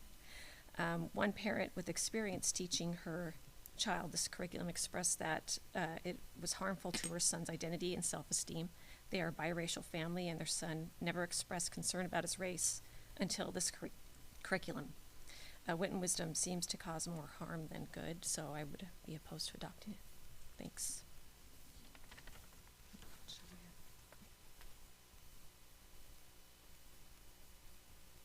Okay, then we have Diane Nelson.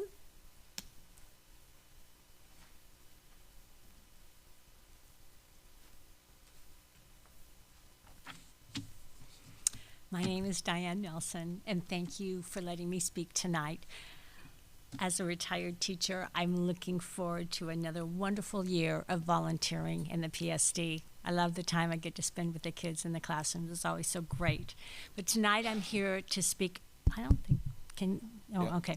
Tonight, and I'll go fast, make up. Tonight I'm here to speak against Title IX changes that the Biden-Harris administration is trying to illegally force upon us. The changes that they made gutted the very purpose of Title IX.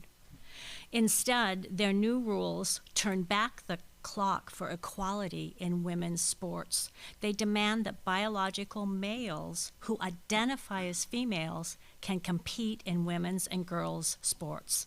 That totally undermines fairness of women's and girls' sports. We saw this played out in France during the Olympics, and we also experienced this in our own district last spring when a boy received the medal or trophy that should have gone to a girl at the district track meet.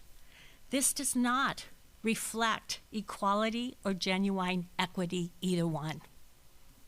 Furthermore, the most egregious effect of the new Title IX is that it threatens student safety and privacy. Girls and women need private spaces for locker rooms and bathrooms where no biological males are allowed. In Loudoun County, Virginia, a biological male identifying as a female and allowed in the girls' bathroom sexually assaulted a female student. The district tried to cover it up by sending him to a different school. He repeated the same offense at that school. We must do our best to prevent anything like that from happening here. Title IX will only endeavor those kind of things. Last week, the Supreme Court affirmed an injunction against the Biden-Harris attempt at redefining sex to include transgender politics in this new Title IX. Now, lawsuits have been brought by multiple states to stop this Title IX, and they are succeeding. Unfortunately, our state is not joining in protecting our students. Your paramount duty as a school board is to make sure that our students are safe. I'm a retired teacher, a grandma, a mother, and a caring citizen who is standing up for the protection of children.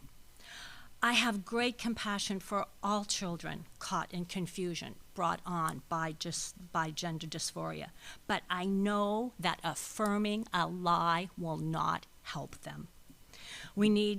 Children need compassionate care, and they need mental health services that will get at underlying cause. So again, I'm asking you to please remove all the false gender ideologies from all of the curriculum in PSD, and please do not support this Title IX. Thank you. Carol Rivera.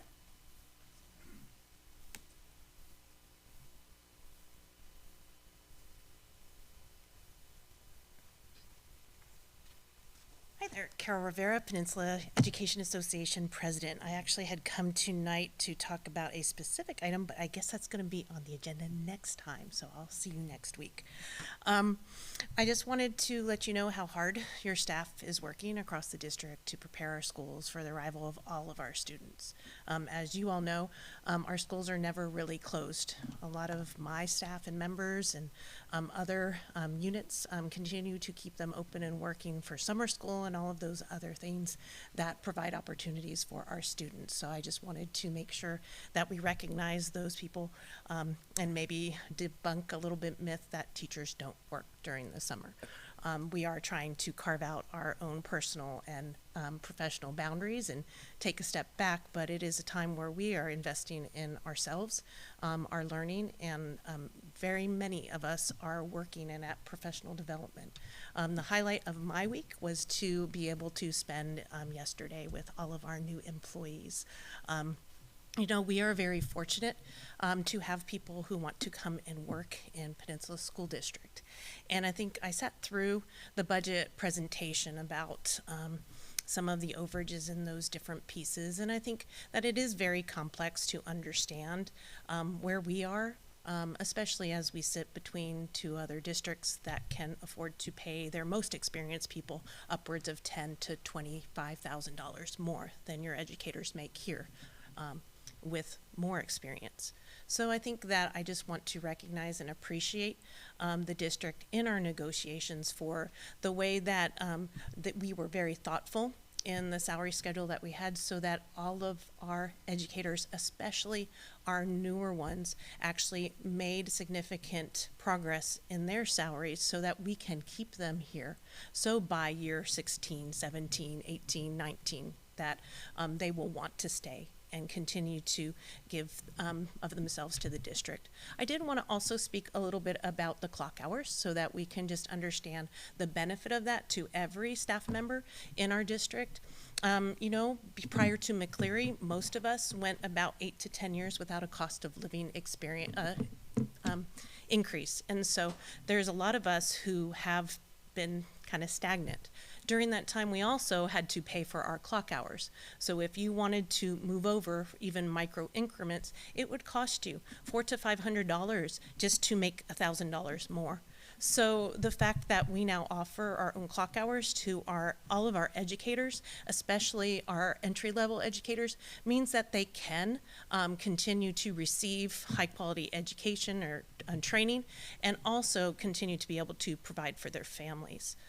With that being said, there's an actual third reason why we decided to do that, and that is also something that could save you money in the future, which is because now we can keep track of the training that our staff have, and we can offer additional training or extended training instead of offering the same training to everyone. Thank you.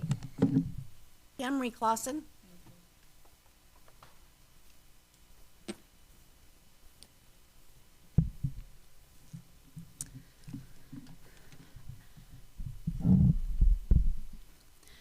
I want to start by saying I'm so excited for the new school year to start. I'm returning to Peninsula High School for the second year as a junior. As many of you know, the Washington OSPI Sexual Education Bulletin for this year just came out, and I wanted to share my thoughts regarding what I've read so far. I spent 5th through 9th grade in a private Christian school where sexual education was not part of the curriculum. We had a 5th grade maturation meeting that addressed menstruation and really nothing else. My friends and I had questions regarding sex, but it was too taboo to talk about, and questions were not welcome. Abstinence was the closest thing to a conversation regarding sexual matters. That didn't keep students from talking about sex, but I'm pretty sure it negatively impacted the quality of information my peers and I had during those discussions. I'm so thankful to be back in public school. I'm thankful for many reasons, but I'm especially glad because our teachers instruct us in a more comprehensive way regarding sexual education. You see, I have a younger sister with a developmental disability who's coming to Peninsula High School this year, and I'm grateful that, unlike me, she will receive a proper education on reproductive health, how to prevent STIs in pregnancy, and what consent does and does not look like. Proper sex education is imperative. Misinformation is something so common in our society, and it really has spread like wildfire. Around a year ago, I had a conversation about sex education with a dear friend of mine, a girl who was homeschooled. We had very different opinions about whether or not schools should teach students about this topic. Upon asking her why, she told me it was because she heard that schools show students pornography to teach them and about sex, and teachers would give the girls vibrators. To anyone who's heard this and believes this, as a student in a public school system, I can 100% confirm that this could not be further from the truth. In fact, so many people have seemed to have this distorted belief about what sex ed is, and I do want to clear some things up so people understand what is and isn't being taught. First and foremost, the obvious. Sex ed provides students with accurate information about anatomy, reproductive health, and human sexuality. It gives the students an understanding about their bodies and changes they go through as they get older. Second, it teaches students how to have healthy relationships by teaching the importance of consent and communication. Third, and this is the big one, it can teach you how to prevent pregnancy and STIs. Fourth, it reduces shame. It gives an opportunity for discussion and for other students to ask questions without the fear of being judged, shut down, or shamed for their curiosities. Fifth, it addresses social issues such as sexual harassment, sexual assault, consent violations, and dating violence. I don't know if everyone in this room keeps up on sexual violence in the world, but it's bad. After doing some research, I found that 66% of victims under the age of 18 were ages 12 to 17, which are middle and high school students. I know that many parents believe that sex ed should not be taught in schools, but that it should be taught by parents in the home. Opting out is a possibility if that is a sincere belief held by parents and the students. I'm extremely grateful that my parents have always been honest and created an environment where open discussion, critical thinking, and well-sourced information has been made available. However, it's been my experience that not every student has a safe person in the home that they can ask hard questions, free of shame, and get answers that will give them the knowledge needed to protect themselves. That said, I want to show gratitude for the teachers who tackle these subjects and to our district for creating the opportunity for students to be empowered through knowledge. It's 2024. Get with the times. Mary Howe?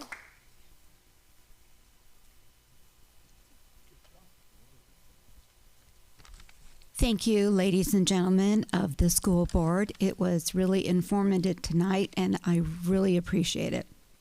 Once again, I'm another individual coming before you representing hundreds of concerned parents and grandparents about the curriculum Wit and Wisdom. I also say seize the moment. Don't even bother with the pilot. Save the money. Do the research. There's major lawsuits forming across the United States. It's a trauma-inducing curriculum. It's expensive. There is a place and time for the issues of racism, not with kindergarten through 5th grade. Also, I know that you know about the RCW. The RCW, I'm sure I have to stand on my tiptoes, 28A405-031, must teach morality and patriotism. I'm not questioning you guys, but let's save your budget some money in 86 Wit and Wisdom. Thank you.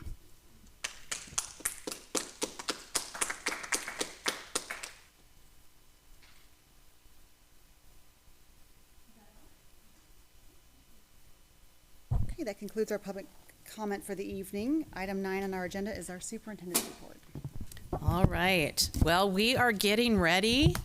I just want to thank Logan for his professionalism. I would hire him without even the high school diploma yet. We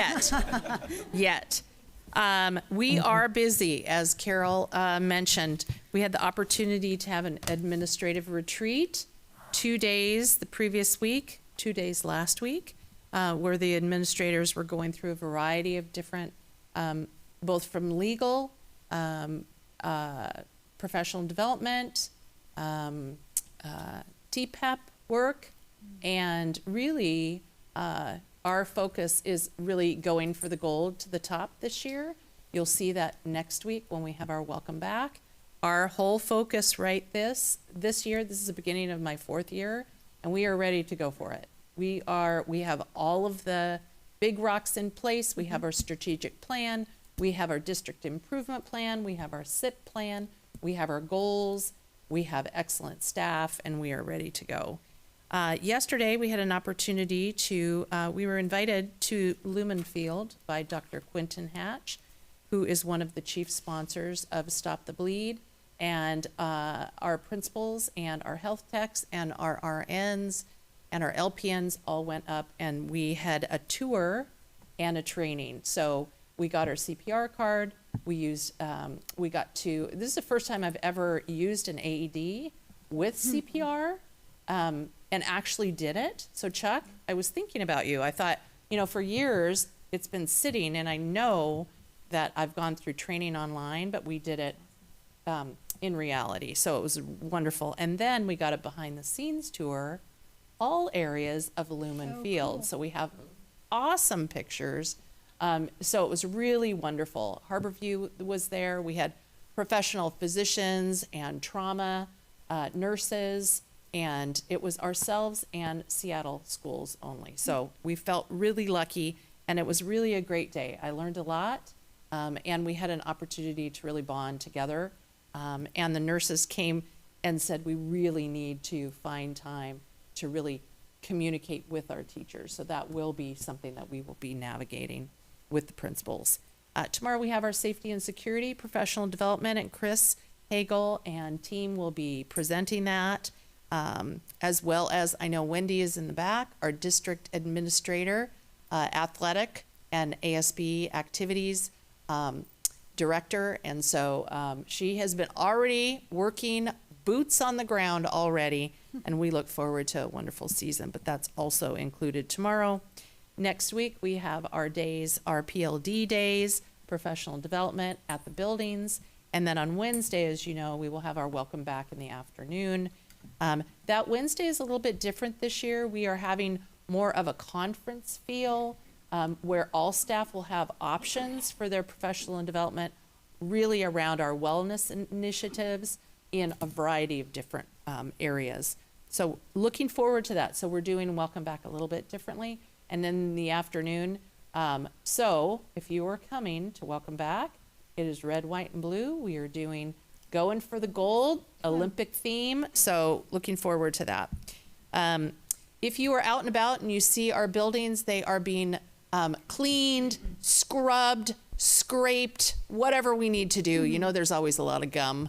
If you didn't know that, there's always gum everywhere in school. So that's a summer activity. But we do have multiple projects that are just finishing up. Like I just came from Harbor Heights.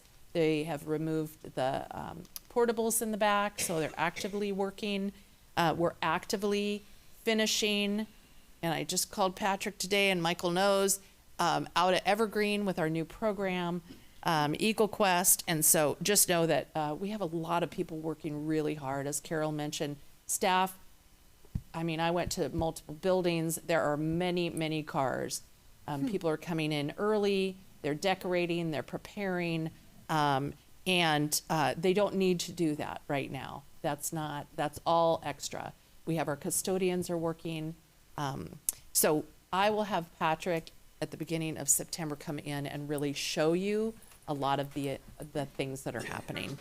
And with that, we're ready. We'll see you in a week. And we're ready for a great year. 24-25 is really going to be a significant year. We are a quarter the way through the century. So. Jeez. Make us feel old. I know. Say All right. 4 years already.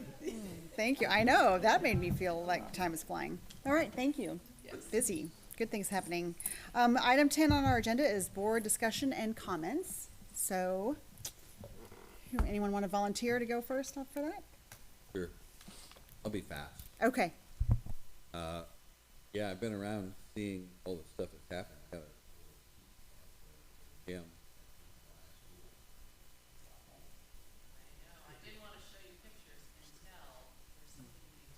Yeah, waiting for the final touch. Great to see a lot of activity happening. Great to get excited. I never remembered that as a kid about school starting. Excited.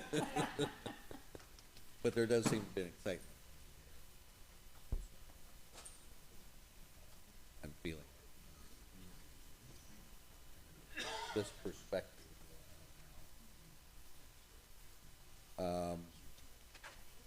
Yeah, and I just wanted to compliment all the teachers that put in all the time, staff, for all the summer activities.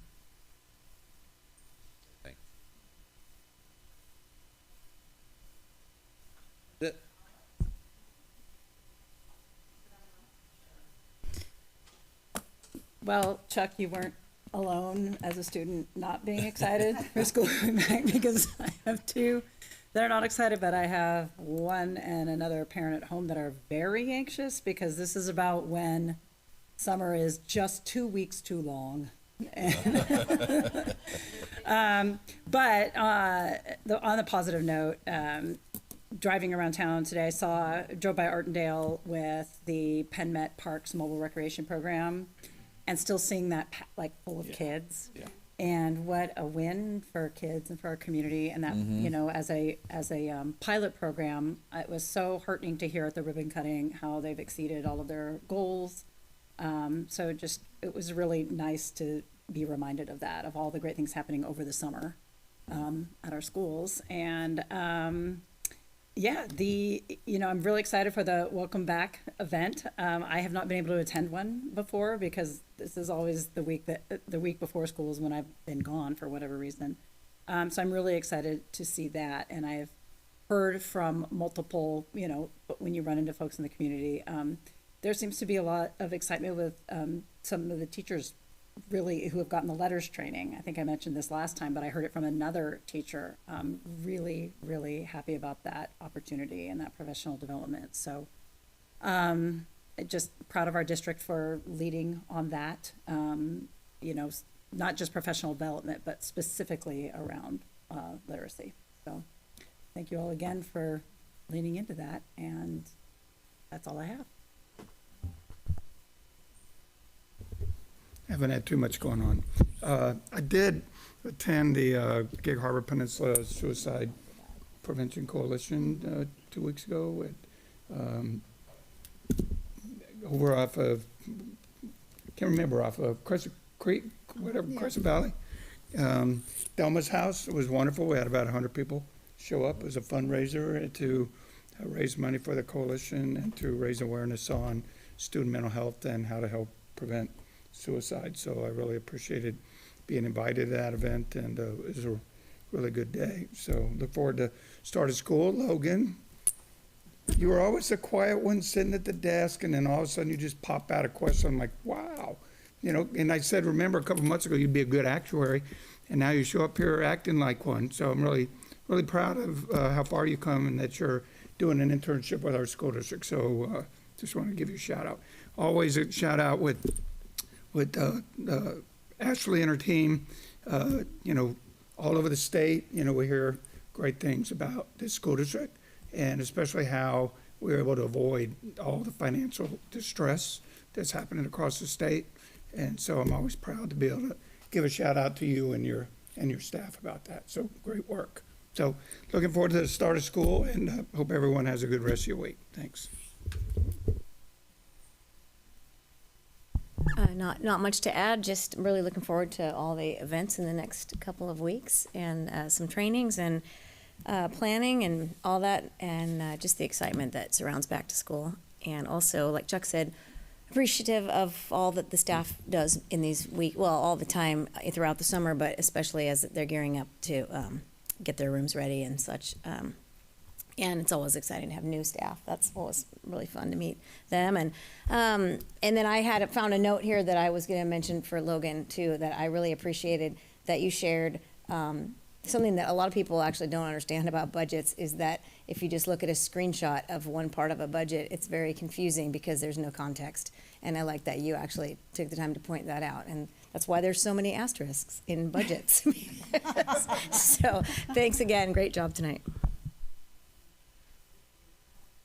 Have too much to add. Just I appreciate the downtime. I've actually taken time to step away. It's been nice and refreshing, and we do have another meeting next week. I know many have asked why we're doing them back to back. Many up here at this table have asked why we're doing that, but really it's to allow people some space. We've got some new faces back here. Michael, Julie, Wendy, thank you for being here. We're really excited to have you on board, and I know it's going to be a spectacular year. I hope you've all taken some time to spend with your families and really enjoy this weather. I was laughing at the Olympics as all the memes that have come out when you're talking about going back to school and passing the torch. There's one that I saw of Snoop holding the torch, and the meme was about parents passing the torch back to teachers. So that's what I think of. I will always think of Snoop passing that torch. I do want to plug Airport Day this Saturday at the Tacoma Narrows Airport. It's going to be Saturday the 24th.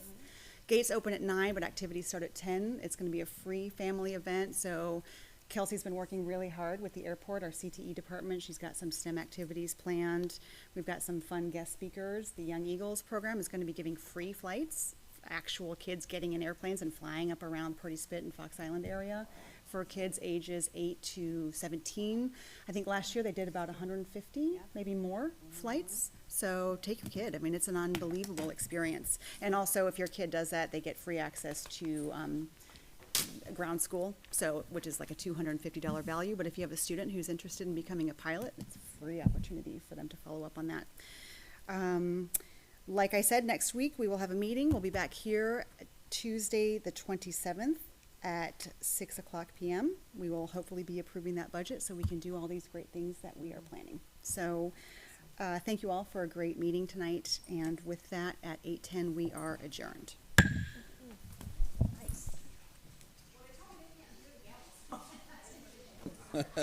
Oh, I can hear it now, echoing in my head.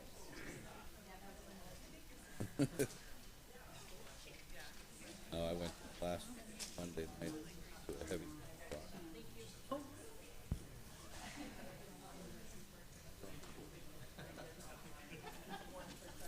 Fun. Oh, yeah. Yeah. Could feel it.